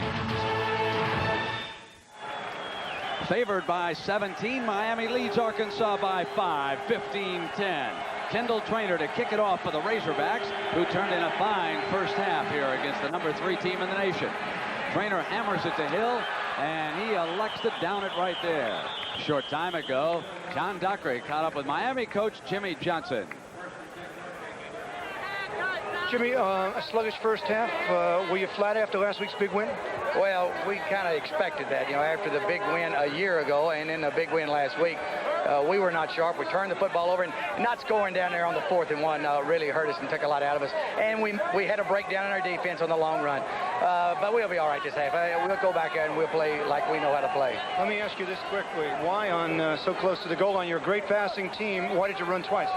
Because we thought it was there. Thank you, Coach. And the pass was there, John, to Gary on first down as they start the second half. Thank you very much. The difference in the game scoring, Hawkins tackling the Arkansas quarterback for a safety, and then Huerta pounding home his 18th field goal of the season and tying the Miami record. Steve Walsh has had some difficulty, Pat Hayden, with the low pass being deflected here this afternoon. He had 3 balls tipped in the first half by an alert Arkansas defense. Second and short after that pass to Gary, electing to keep it on the ground, and a great hit by Otis Lloyd. He may be small, but he's effective. Let's take a look, Pat, at some of the numbers from the first half, and you can tell us their significance. Well, Miami certainly controlled the clock, but again, it was the 2 turnovers, I think, by Miami, which was really the key that stopped and slowed them down. The rushing yards, Miami has not run the ball well all year. I'm surprised that Arkansas, who has thrown the ball this year pretty well, does not have any passing yards. And they moved on down the field after that fake punt.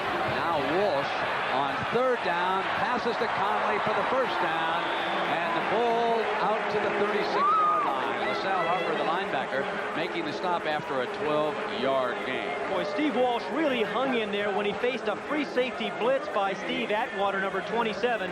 But Atwater, coming from this free safety position, got there way too late, and Walsh got the easy completion for the 1st. Atwater's 27. Played a lot of high school basketball, but elected to concentrate on football. Miami's offensive line down in the red.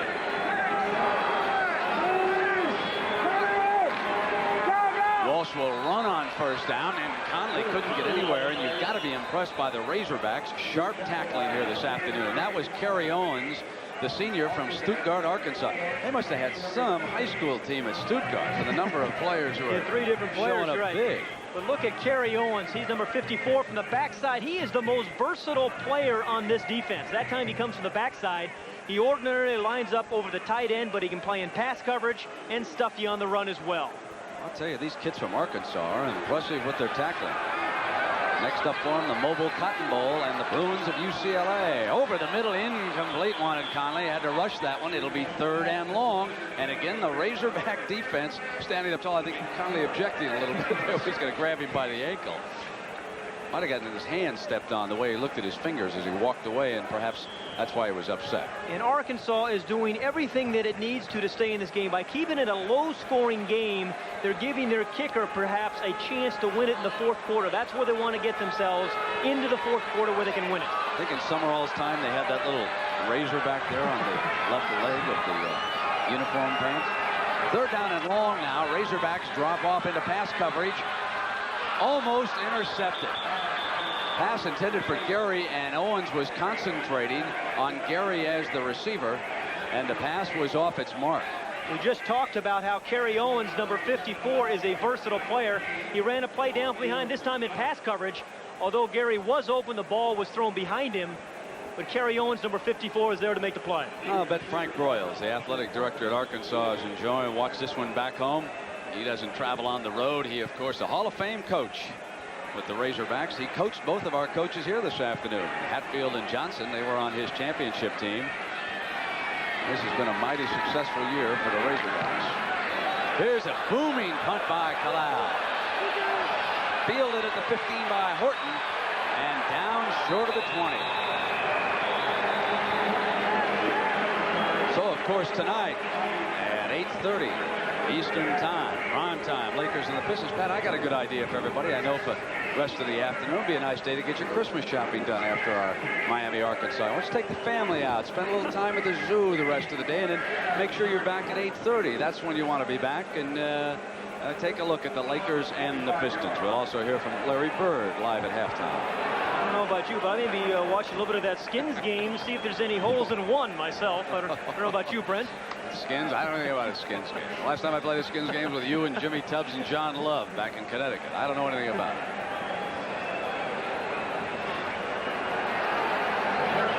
Personal foul against the Canes. And the ball will come out to the 34-yard line. Sean Bland returns to start at quarterback. He opened the game. Bland threw 3 incomplete passes. They're still looking for their first completion. He's flushed out of that pocket by the rush. And he made the most of it. That was Greg Martin bringing him down. Bland is a fascinating story. for Arkansas. His father led the NCAA in kickoff returns the same year that Hatfield led the nation in punt returns at Arkansas. Bland's daddy was playing at Mississippi State. And the young man was born in Starkville, Mississippi. His father was his high school coach. And I'm sure he is hopeful that his son can get some passing yards on the board here for Arkansas. He'll try it again. Under a rush. Couldn't even get it off. Buried by Maryland.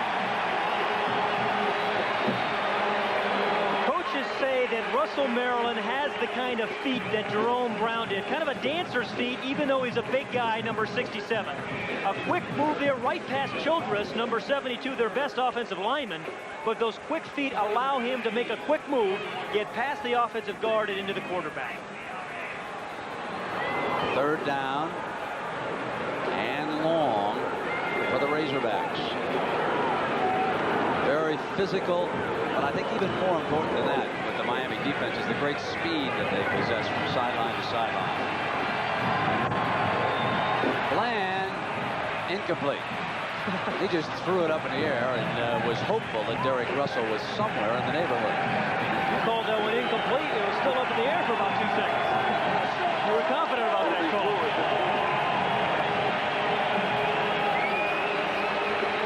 Bubba McDowell has been close to blocking punts all afternoon. Allen Meacham, the Razorback punter.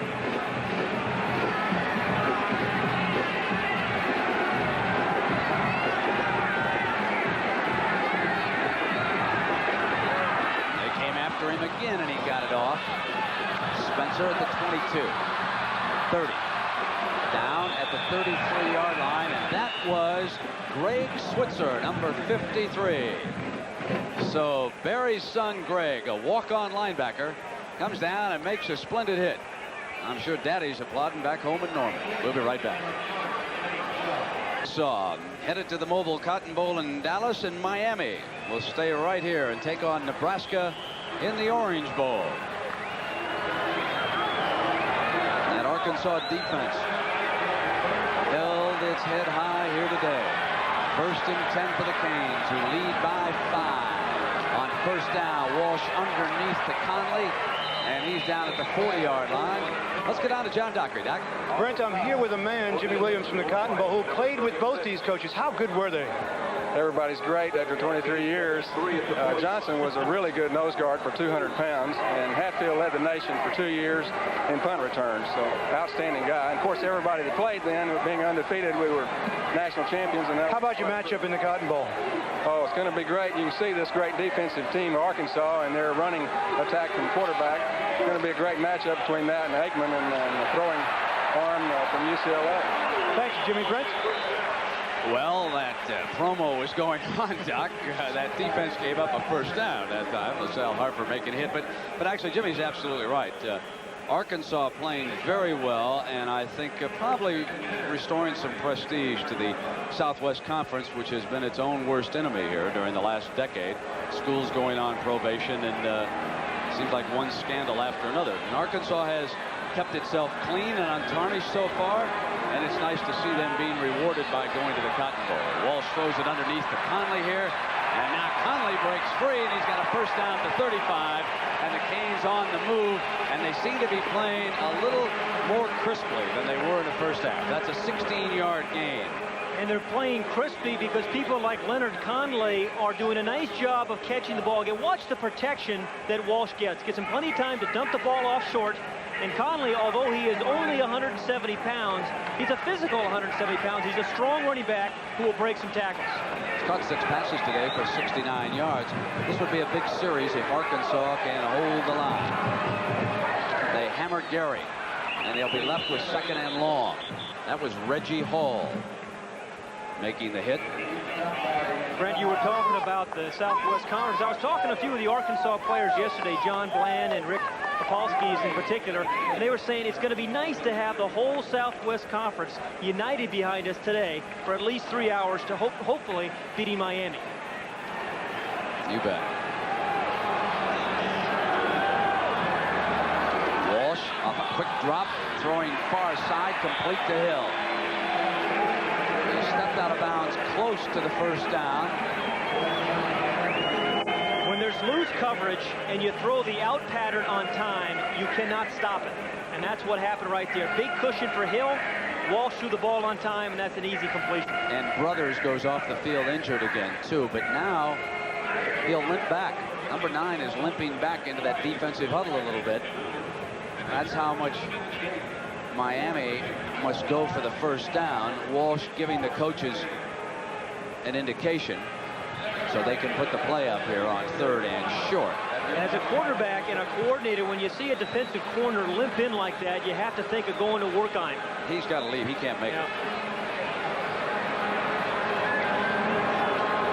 And upstairs, they note that in the booth. And Ben Floor, number 38. He's a sophomore out of Mesquite, Texas. 6 foot, 188 pounds. He steps into that spot, and it will not be long before he's challenged by this offense. 3rd and short. Walsh throws for the first down. Conley fumbles the ball. No, it's being called incomplete. Did not have possession according to the officials, and Otis Lloyd, all 5'9", 198, coming over there. Again, the ball is thrown quickly, but Lloyd gets a tremendous break on the ball. I thought he had caught that ball, actually, Brent. Oh, when I saw it live, I certainly thought he caught it and was turning. Let's see if we can see how he handled it on the turn. I think he had possession there. Hard to tell. We'll give him the benefit of the doubt. Let's see here. He had it. Yeah. There's that little turn that he makes. Here's Cleveland Gary, and they swarm all over him. Boy, did they hold the fort again. Reggie Hall gets in there on the hit. Miami turns it over. This is the second time on 4th down the Razorback defense has gotten great penetration. Reggie Hall, also Kerry Owens, 4 white jerseys. Chad Rowland was in there as well. Great team defense on 4th down. Things have not gone Miami's way. They're only 2 of 4 on short 4th down. They were stopped once going in. Now they go back to the option quarterback, Grovey, number 4. Foster's the big fullback in there for Ken Hatfield.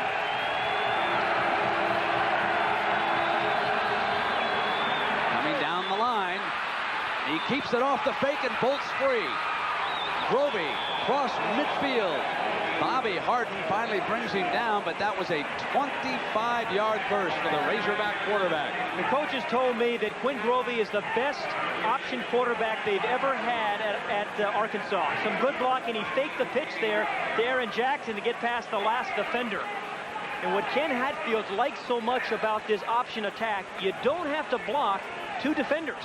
You option off them. Grovey is 5'10", 179 pounds. He's one who got away from Coach Barry Switzer. Duncan, Oklahoma. You saw the likes of Jamel Holloway. He said all ahead to the Razorbacks. And now they come with Aaron Jackson. Rod Carter, the middleman, tackles him. And this will leave Arkansas with a 2nd and long. Pat, for a team that hasn't completed a pass yet, Arkansas is hanging tough in this game. They're down by 5 with 7:40, but it's hard to believe that Hatfield or anybody else could upset the Hurricanes unless you get some yardage through the air. Yeah, and coming into the game, they fully expected they were going to be able to complete some passes. As a matter of fact, their first pass in the game was 1. But doing a good job of running the ball. 80 yards on one play for a touchdown. They show blitz, and they hand off and pound right into that position, getting to the 39-yard line with Barry Foster, the man who bolted that 80 yards. Arkansas's option attack is a little bit different, for example, than, say, Oklahoma. Oklahoma comes up with the big plays on the corner of the defense. Arkansas, it's usually right up the middle with this man, Barry Foster. They get a good block from their center, Crawford again, and then Foster kind of picks his way and breaks a couple of tackles. So he's carried 5 times for 22 yards and 1 time for 80 yards here this afternoon. 3rd and short.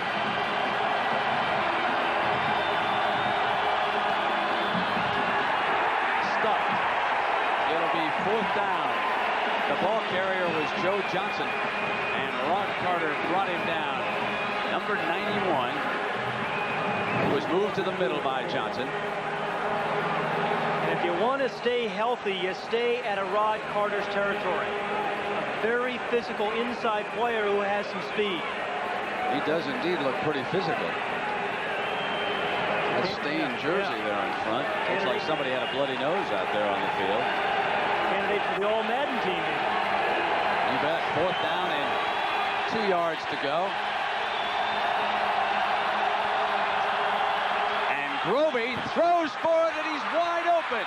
15, 10, first down for Arkansas. They throw the ball to Barry Foster coming out of the backfield for 31 yards. And a terrific call. You wait and you wait and you wait and you get in a short yardage situation. Everybody's inside. Look at 91. Carter on the inside goes to the play fake. So does Shannon, 22, the outside linebacker. That really is his area. And Foster just slipped right behind him. Nice little touch on the ball by Grovey. And again, a big play for the Razorback offense. Giving Hatfield and the Razorbacks a 1st and goal. 5:40. Wind at their back here in the 3rd quarter. They trail Miami by 5.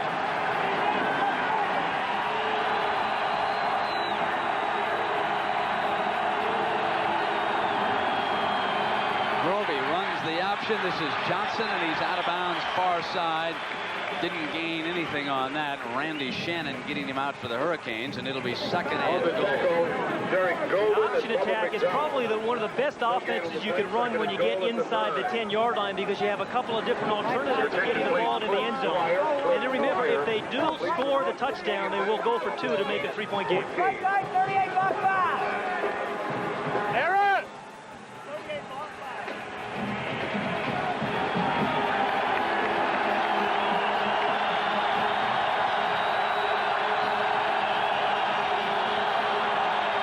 Grovey works the line, and the pitch man was sealed up. Bubba McDowell coming up quickly from the secondary with run support, getting him out of bounds, and there was absolutely no daylight.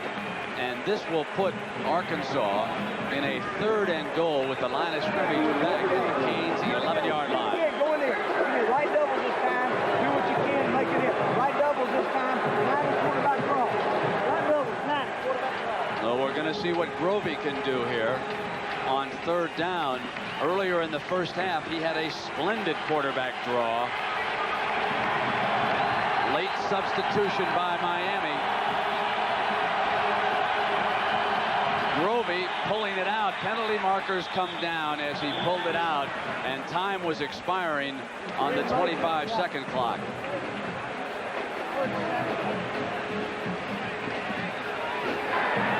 Dead ball. Ball start. Hop in. Looked like the right guard. Did a guard jump on it, Pat? It looked like the right guard, Childress, again moves and steps up a little bit too early. He's been beaten quickly a couple times by Maryland. That's why he did that. Now the ball is back at the 16-yard line. And it's 3rd and goal.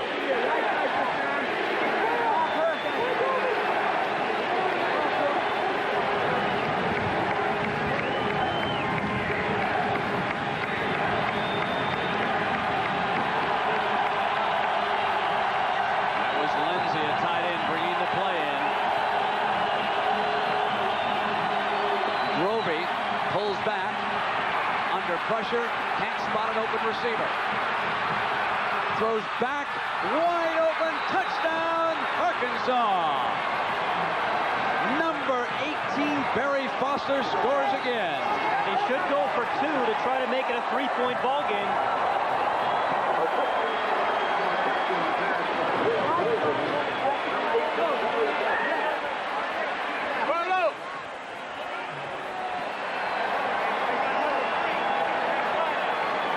A lot more resistance from his alma mater today.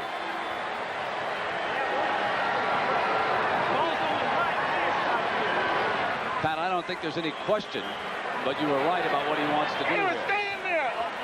Aaron's out. Aaron's out. I'm done. Now they want to make sure they got the right men on the field here and not waste a timeout. Oh, you hate to see that on the sidelines. Some confusion as to who should be on the field. That'll hurt you when you have that, and it's just unfortunate. On field and all area backs outlet, Ticketmaster location, the Heck Athletic Center, and Gate 14 here at the Orange Bowl. For more information, call 1-800-GO-TEAM. And a reminder, kickoff for the Brigham Young game next Saturday here at the Orange Bowl. Well, this, of course, we're continuing our Thanksgiving weekend football feast, and tomorrow, 12:30 Eastern Time, we'll start with the NFL today and the opening games of our doubleheader.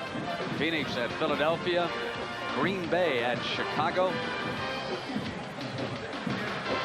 Tampa Bay at Atlanta, and then the key late game. We'll send you to Mile High Stadium in Denver. It'll be the Rams and the Broncos, followed by San Francisco at San Diego, which a few of you will see, especially those of you up in the San Francisco area. And we'll be along at 12:30 Eastern Time with the NFL today. Let's take a look at that touchdown throw. Foster worked himself wide open. This was a freelance play all the way, and give Grovey great credit for his vision when he picked up the fullback who broke free in the end zone. A dangerous throw, but he had him wide open, and he got in for the score that time. Now, after the discussion and the timeout being used by Arkansas, they lead it by 1, 16-15, and they'll go for 2.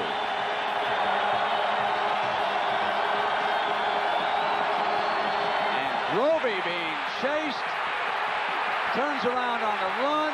He'll have to throw this 40 yards into the end zone. There's a penalty marker down. Penalty marker down. It is no good.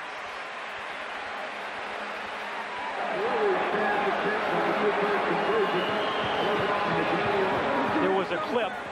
Russell Maryland got clipped.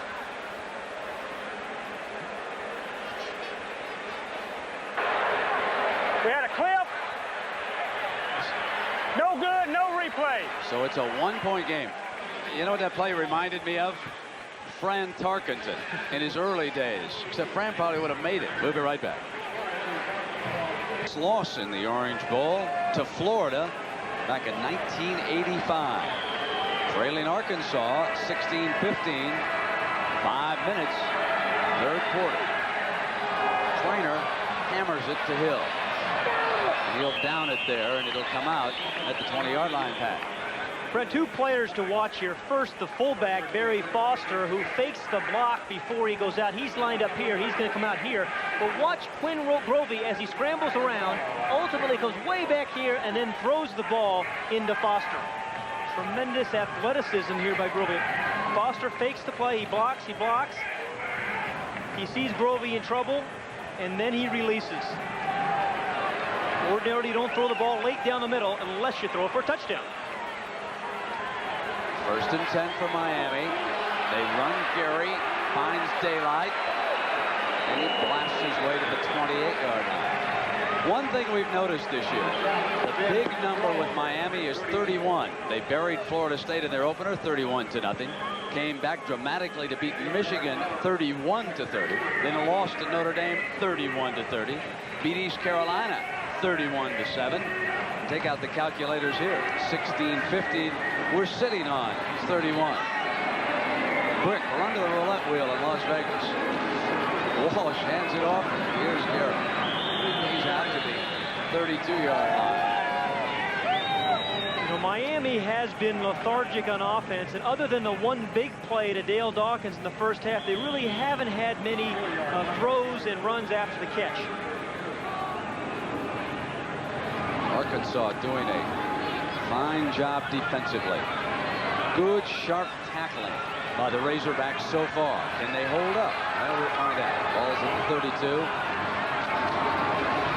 Off a play fake. Walsh throwing near side, almost intercepted. That was Otis Lloyd again, number 36, and the little big man got up in the air. You know, it really is remarkable. He is only 5'8", but you can see the strength in his legs.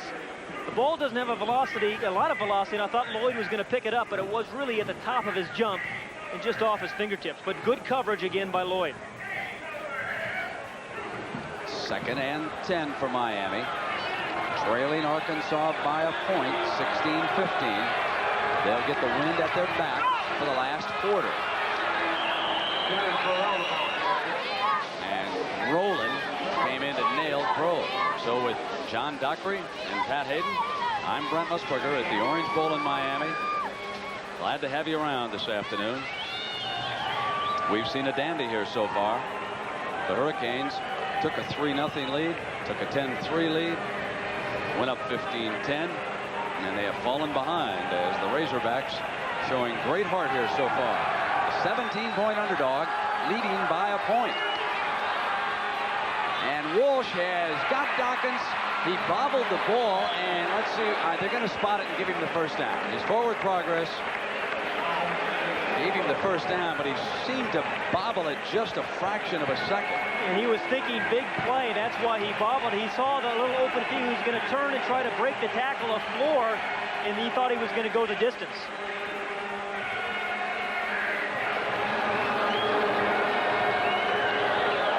Ball is at the Miami 43-yard line.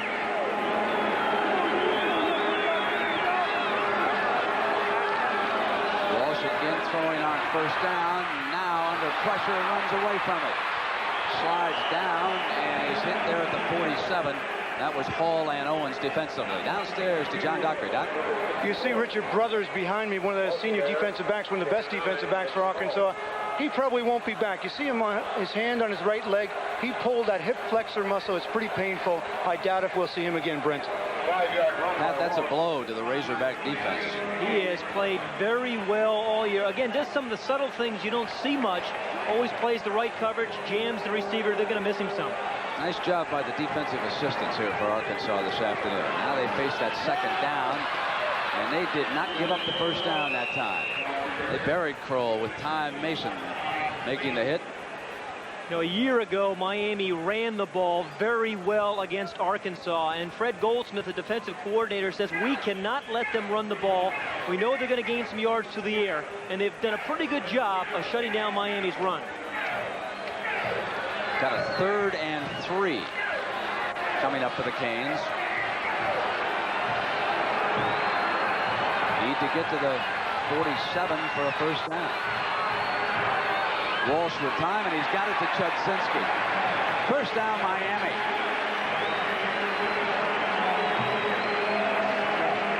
You get a quarterback's view of this thing. Again, Rob Chudzinski just has a sense of where people are. Just can float inside that middle of the defense, maybe 10 or 15 yards down the field, and does a great job of finding a soft spot and then catching the ball. And against Hatfield's defense, Walsh 27 of 39 for 302 yards so far.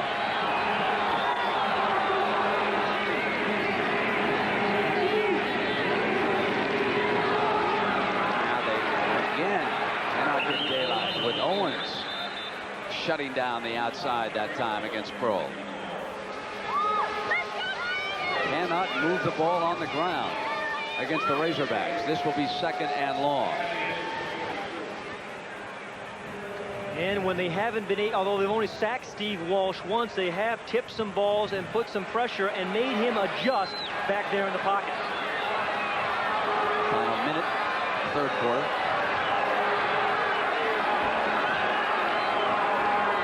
Walsh under pressure to Gary, short of a first down. Hit quickly by Williams.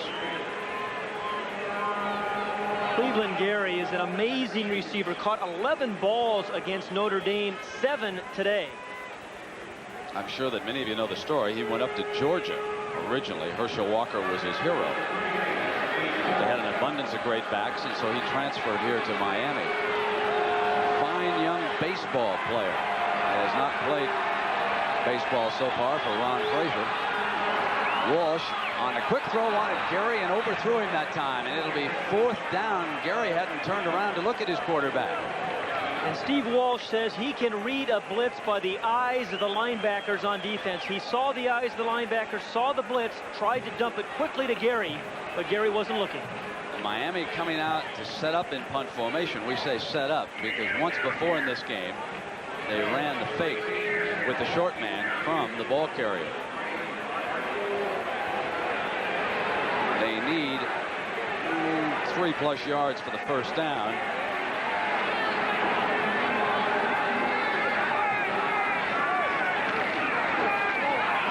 Malala is going to punt it.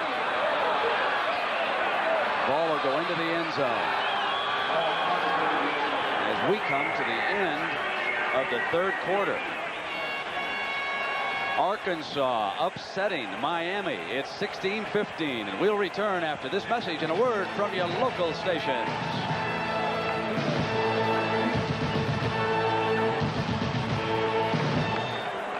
Football.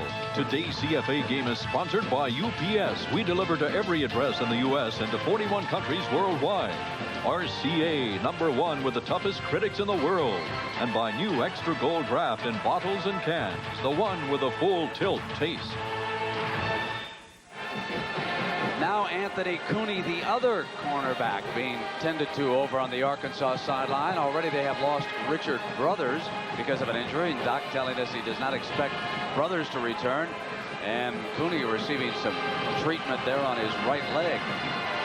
And he is backed up by a freshman, Curtis Banks.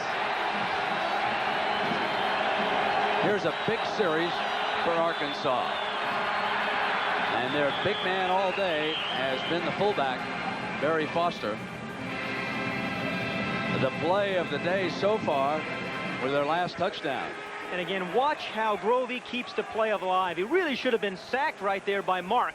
But it's the footwork that gives him a chance to throw the pass to Foster, who had just kind of slipped open for the score.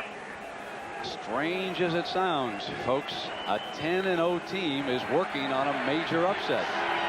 The unbeaten Razorbacks are ahead of Miami, 16-15, 14:25 to go.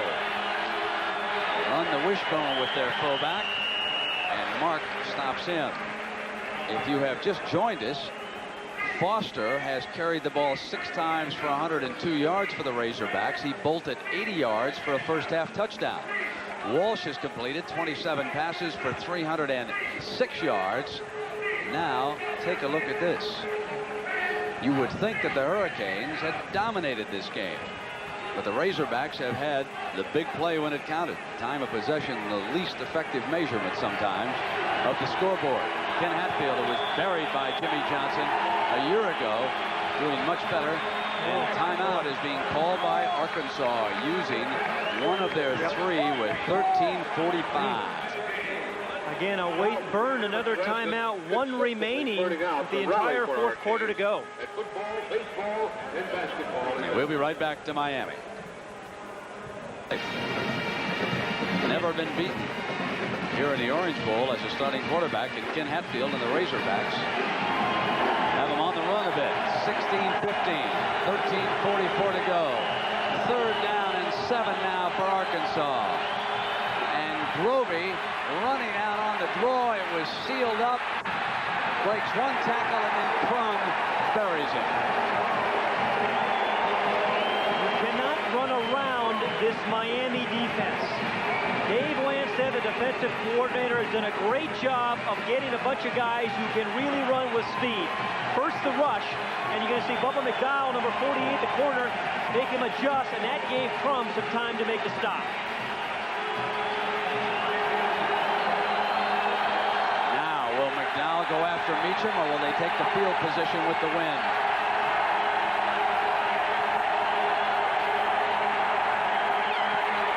They were diving for it that time. He just barely got it off. It rolls dead at the 40. Only 23 yards under pressure. Miami with tremendous field position. When you come back, and that's the time remaining in the game. They're behind the hedges of that view there. This is the first time this year that Arkansas has played a game on grass, and they're holding up quite well. Anthony Cooney, who was being tended to, has returned to the lineup, number 28. He is in, and this is the best starting field position for the Canes all game long at the Arkansas 40. And on 1st down, Walsh goes for the score. Incomplete. It'll be 2nd and 10. Ben floor, and did he floor Andre Brown down there? They wanted a flag, but the ball certainly not catchable, was it? Now, it depends on how early he grabbed him. Take a look at Ben Floor, number 38. The ball is over his head. The question is, could he have gotten there? I don't think so. The ball was about 6 yards over his head. He was holding on rather tightly on that left hand. Brent, at the top of the show, we said that Walsh really likes to move it around. See how many different players attack. That was not an ineligible receiver at the bottom. That was deflected into the hands of his center early on. Now they run the draw play on second down, and pull hammered by Wayne Martin, number 83. And he's had a lot of help here today. We came in singing the praises of Martin. He's the senior out of Cherry Valley, Arkansas. He's their All-American.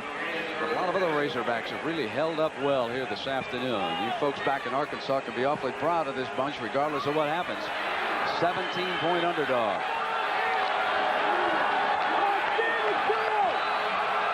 Third down and 10.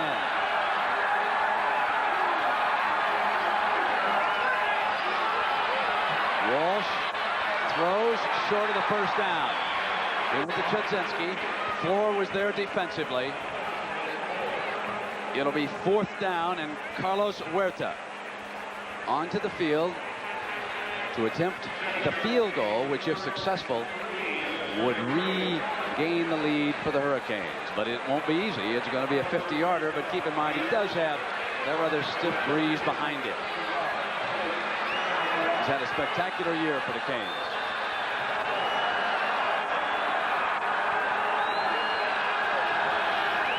Bad snap. Huerta picks it up, and he's down. Arkansas takes over. The break the Razorbacks have been looking for. I'm not so sure it was as much a bad snap as it went right through Carlisle's hands, who is the punter. This is a job he took over at midseason. It was a little bit wide, perhaps, but certainly looked catchable. Another look.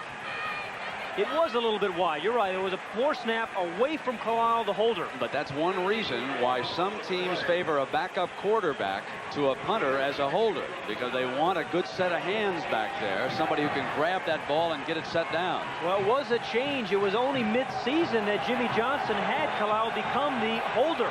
Now you can really start thinking about the possibility of an upset. That was the break. Can they do anything with it? Miami's defense stands tall, and it'll be second down with Jimmy Jones making the hit. 6 steps to a possible national championship. Arkansas must close off here today. Then USC would have to beat Notre Dame later.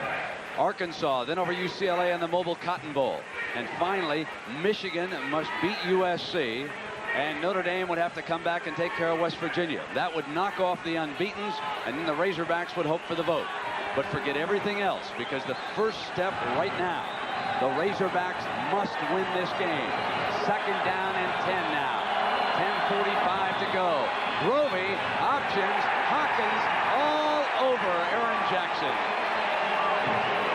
You know, Bill Hawkins hasn't made this year the spectacular plays that some of the guys they've had here in the past, like Jerome Brown and Stubbs, but he has been a consistently good performer this entire year. That time they option off him, nobody blocks him, and he just makes the play on Jackson. Third down and 17. The King defense beginning to exert itself. That front four, led by Bill Hawkins, really has done a nice job all season long of both pressuring the quarterback and playing against option teams. Arkansas trying to get close enough just to give Traynor an opportunity, but they need 17 yards for a first down. Under pressure, steps away from it, and he is down at the 39-yard line. Jimmy Jones bringing the Arkansas quarterback down inside of 10 minutes.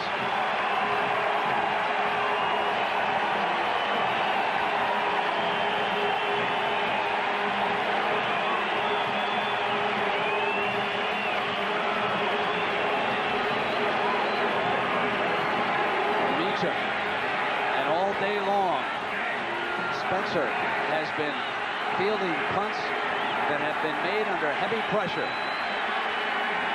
The Canes again line up 10. They come hard, and he gets it off. Beautiful punt under the circumstances. Arkansas gains some field position in that exchange. And the Canes will take over at the 22. It was a 45-yard punt and a 7-yard return as Bubba McDowell gets close, but he just can't quite block one. And we'll be right back.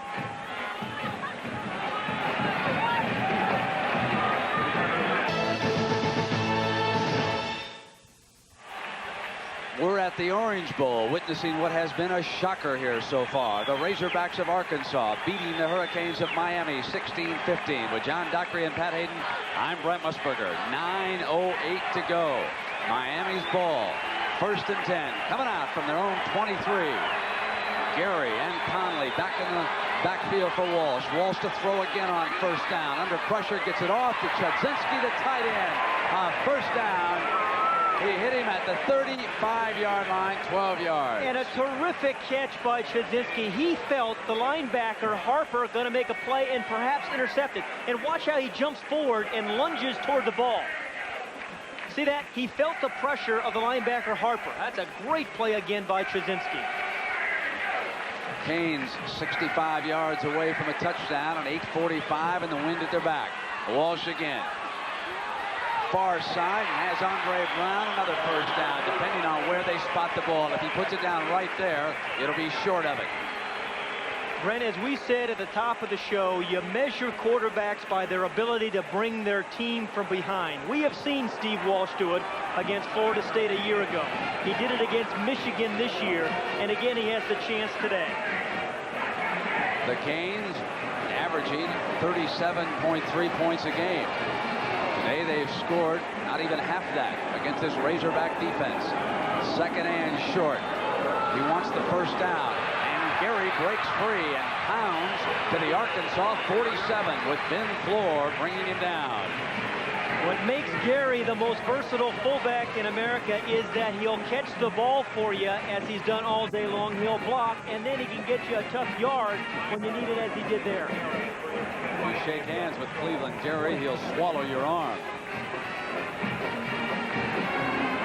The difference in 1st downs. Miami has dominated everything but the scoreboard here this afternoon. Gave up an 80-yard touchdown. Walsh to throw again on 1st down. Wide open Chudzinski. The tight end is hurting Arkansas right now. He's inside the 30. Harper was there along with Cooney defensively. Another 20-yard gain. Rob Chudzinski has made a living of catching balls in about the 12-yard range. This time he comes all the way across. The receiver clears it out. And when the corner vacates that area there on the left, that's where the tight end ends up. And another quarterbacking record falls at Miami. That was Walsh's 32nd completion. A new mark for the Canes. Has him at the line of scrimmage. Conley to the 19. And a defense that has been on the field much of the afternoon and maybe a touch tired. And you're absolutely right, because it takes a lot more energy to play defense. That's why that theory holds true. And one of the adjustments this Miami team has done in this drive is they are running to the strong side, to the tight end side. Ordinarily, they don't do that.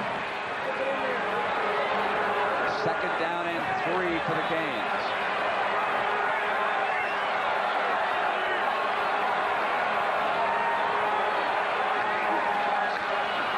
Get Conley free inside the 15. He is out of bounds with Harper tackling him.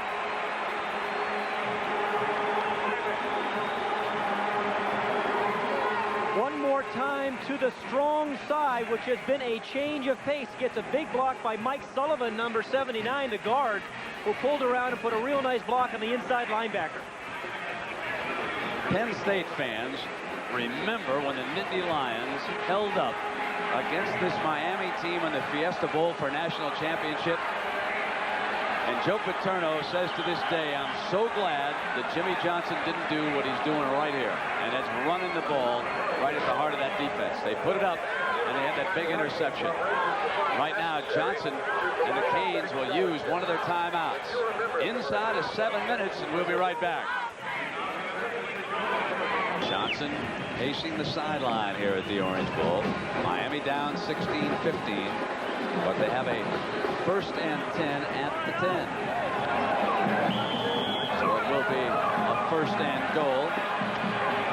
6:55.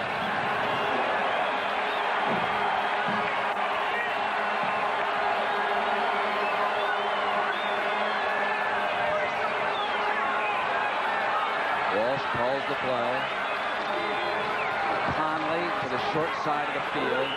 battled his way for a yard. Wayne Martin bringing him down. 2nd down and goal. A field goal here leaves Miami just a little vulnerable, Pat. Actually, they're absolutely thinking touchdown. They have faltered a little bit down here when they got down inside the 5-yard line running the football. They've had great success here in the 4th quarter throwing the ball to Rob Chudzinski, the tight end. The slaughter man over there on the right. And Walsh will back it up and look for somebody who's open. It's Andre Brown who makes a diving reception at the 3-yard line. What a great catch. That really was a great catch. And Steve Walsh, I think, was trying to get the ball out to Conley early and then found Brown. Andre Brown just runs a little delay route over the middle. Again, just finds the open area, and the ball is drilled low so it doesn't get picked off. Takes a lot of guts to do what Brown did right there. Go diving into the middle for that reception. Now it is 3rd and goal. Gary can come out of that backfield as a receiver. Walsh goes to the far corner. Knocked down and incomplete. Terrific coverage by Atwater, and he almost intercepted the ball in that corner. He came so close to picking this one off. And that is a big play, the fact that he did not pick this one off. Atwater, number 27, playing the deep outside against Brown, who hasn't beaten. The ball is underthrown. He really should have picked that ball off. Out of his hands. Miami will settle for the field goal. As you take another look at the rangy safety, 6'4", had it right there in his hands and simply dropped the ball. It's a 20-yard field goal by Huerta. Palau handles this one, and Huerta puts Miami back into the lead. His 19th field goal of the year. Hurricane record. It's a 2-point lead. 5.5 minutes, and Arkansas is blessed with the finest kicker in college football this year, Kendall Traynor. And remember, Traynor has been the difference in 4 Razorback games this season. Well, how about this lineup tomorrow, Pat Hayden? Why don't you take us through it? Oh, Phoenix at Philadelphia. That's one I'm kind of interested in. Green Bay and Chicago. Chicago playing some pretty good defense again this year. Atlanta coming on. Chris Miller playing well for them at quarterback. Big late game. The Rams in Denver. The Rams struggling a little bit, having trouble running the football. And Dan Fauste at San Diego going to retire his number. Boy, was he a sensational player. Hey, Brent, what does it all start with? 12:30 Eastern Time. The NFL today. I'm sure glad you asked for that, Pat.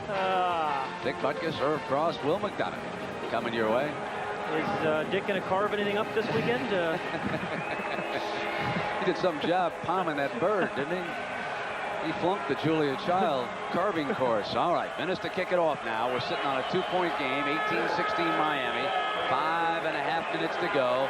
And the big man, Barry Foster, standing back the Arkansas 5 for a return. And he's not going to get one. They don't want him handling the ball. Out of the end zone, bring it out on the 20.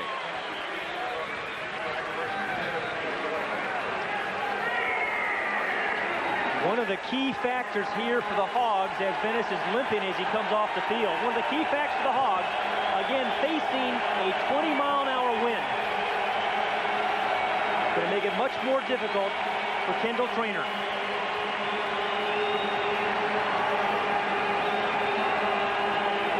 Quinn Grovey, number 4, into the huddle.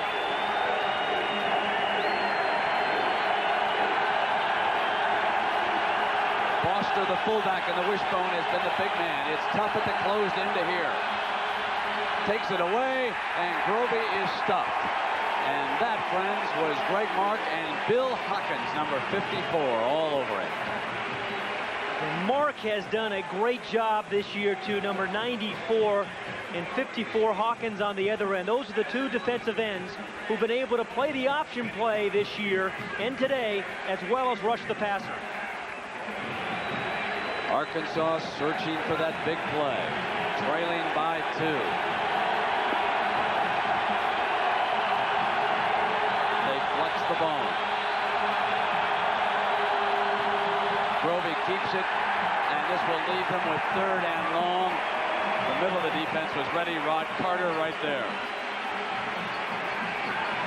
For Trainer against this wind, how far will they have to get, Pat, to even give him a chance? I would guess they probably have to get to around the 20-yard line. He does have a long this year of 50 yards, and we saw him kick actually the longer one, 59 this year, but that was with the wind. And against this defense, the way it's playing right now, that could be forever. This is 11 yards for just a first down.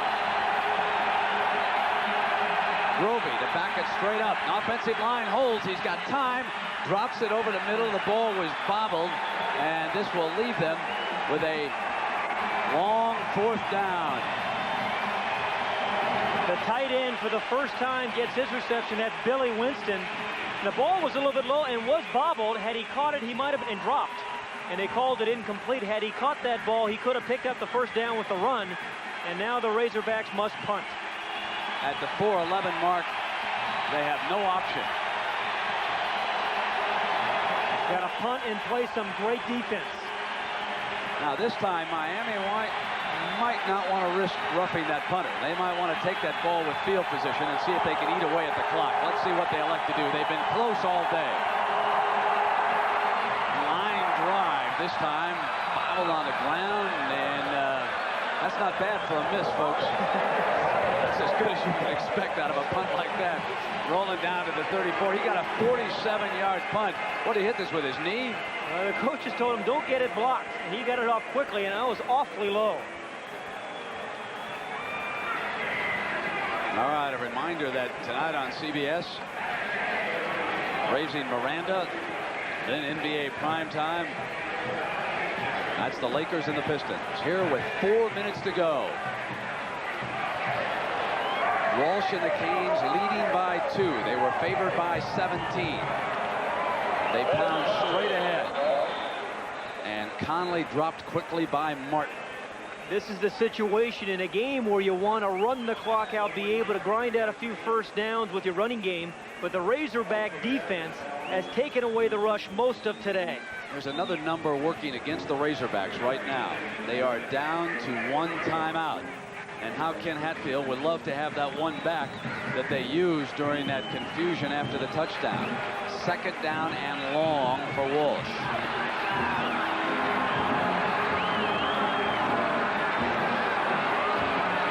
Deflected, incomplete.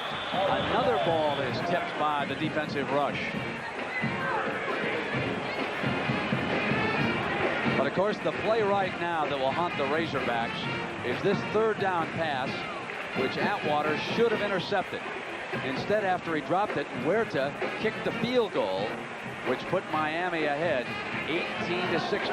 Now we're sitting on a huge 3rd down at 3:20. And this 3rd down is for the team to stay in the race for a national championship, either one of these.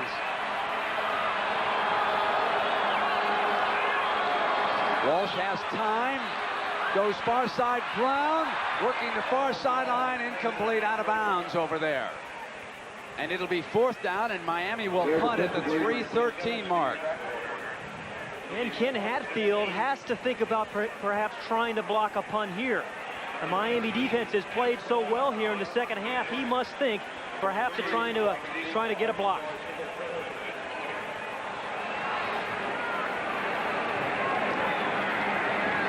Tim Horton, wide receiver, standing back at the Arkansas 20. 3:13 to go. 10 men up on the line for the Razorbacks.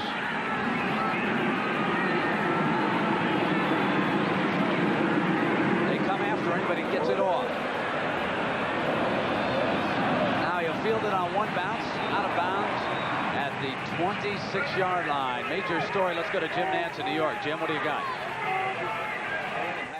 By John Heisler from the Sports Information Office of Notre Dame that Ricky Waters and Tony Brooks will not play for the Irish today. They will sit out for disciplinary reasons. Lou Holtz has sent them home after the 2 were late for last night's team meal. So Waters and Brooks will not play for Notre Dame today against USC. Let's go back to Brent. Wow, you know, I can remember right here in the Orange Bowl when Lou Holtz brought Arkansas in here to play Oklahoma. And he lost 2 or 3 key players, and they staged an upset. Now for the Razorbacks, they return to John Bland. So they go back to the senior quarterback. And in that game, Arkansas upset Oklahoma in the Orange Bowl. Irish shorthanded now. 1st and 10 for Arkansas. 3 minutes to go. Bland straight back. And he's hit. Ball is knocked free. Jimmy Jones crushed him.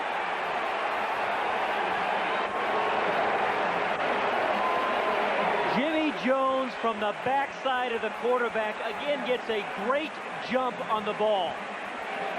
And Bland never has a chance. They called that an incomplete pass.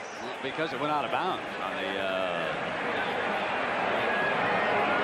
Actually, that had nothing to do with it, you have to think about it, but they called it an incomplete pass. 2nd down and 10.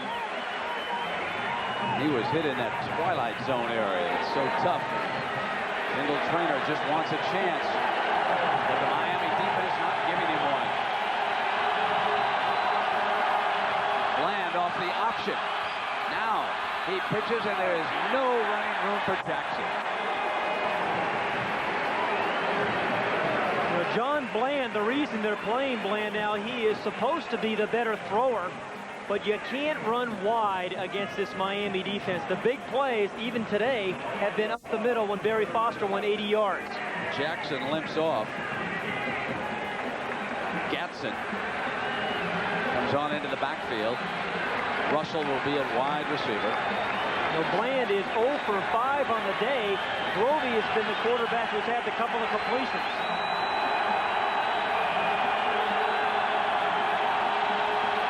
Bland. And he's down at the 23-yard line. Bill Huckins.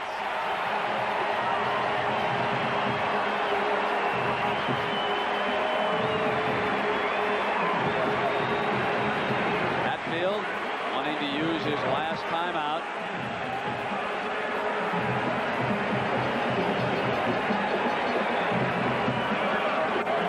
And while they confer on the sideline, we'll take a break and be right back to Miami. Pat, Arkansas is down to its last 4th down inside of 2 minutes, and they need 13 yards to move the chains here. And it's key that John Bland just not come up with a sack. He has got to get rid of this ball and make sure that he gives his receiver at least a chance to make the 1st down. Let's get out to the 37 for a 1st down. Over the middle, incomplete, and it should have been intercepted by Farms. There is a penalty marker down. Penalty marker thrown at the 20-yard line.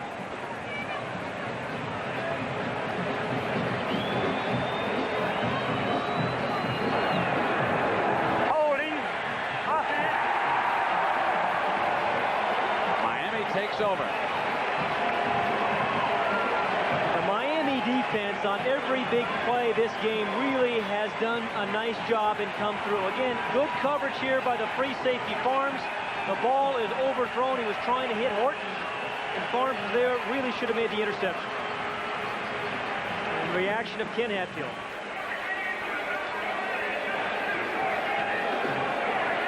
Just a spectacular defensive job by Miami here in the final quarter.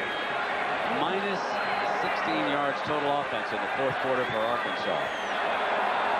And the Razorbacks likewise have been tough on offense. They hand to Gary. Harper hanging on. Miami trying to hold on to the ball, leading it by 2. Arkansas is out of timeouts, so they cannot stop the ball or the clock from ticking on down. Gain of 3 on the A little bit earlier, Jimmy Johnson was telling Cleveland Gary to hold on to the football, make sure he didn't fumble.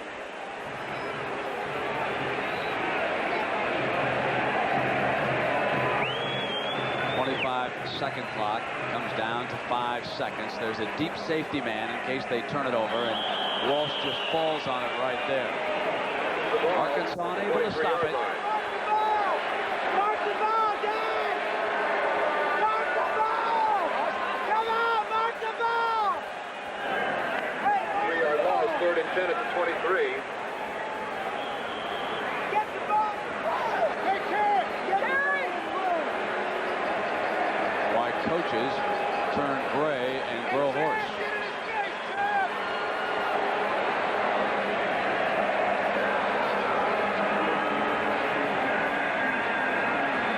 safety man there on the right-hand side in case anything happens.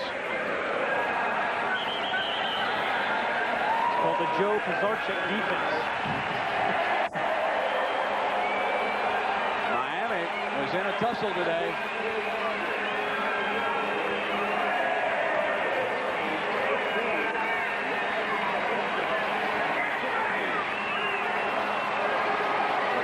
Saw youngsters can go home with their heads high.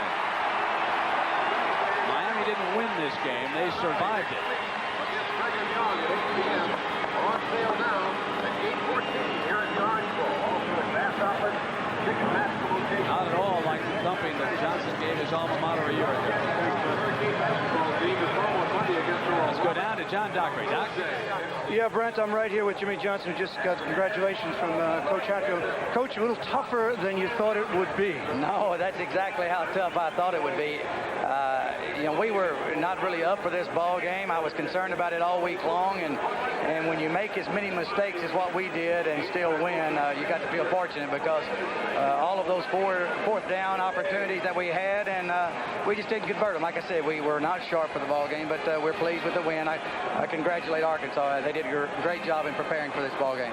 Were you looking past Arkansas and maybe thinking too much about national championship and the Orange Bowl? Oh, I mean, I think it's only natural that the guys were thinking about a lot of things, especially, you know, with such an easy win a year ago and the same thing against LSU last week. The only thing we want to do is just win the ball game, and I was concerned about it all week long. And again, we just made so many mistakes on fourth down that, like I said, I'm just happy to win the ball game. Jimmy, let me just ask you this final question. What do you think about national championship possibilities right now? You know, we have played the champions of 3 different conferences and beat all 3 of them so far, besides beating Florida State to start the season. We've got Brigham Young next week, and so we better worry about Brigham Young. Congratulations, Coach. Okay, Brent, now back to you. All right, John, thank you. And so the Razorbacks go off the field having lost a tough one, 18-16 to Miami. And let's send you to New York now and Jim Nance. Jim?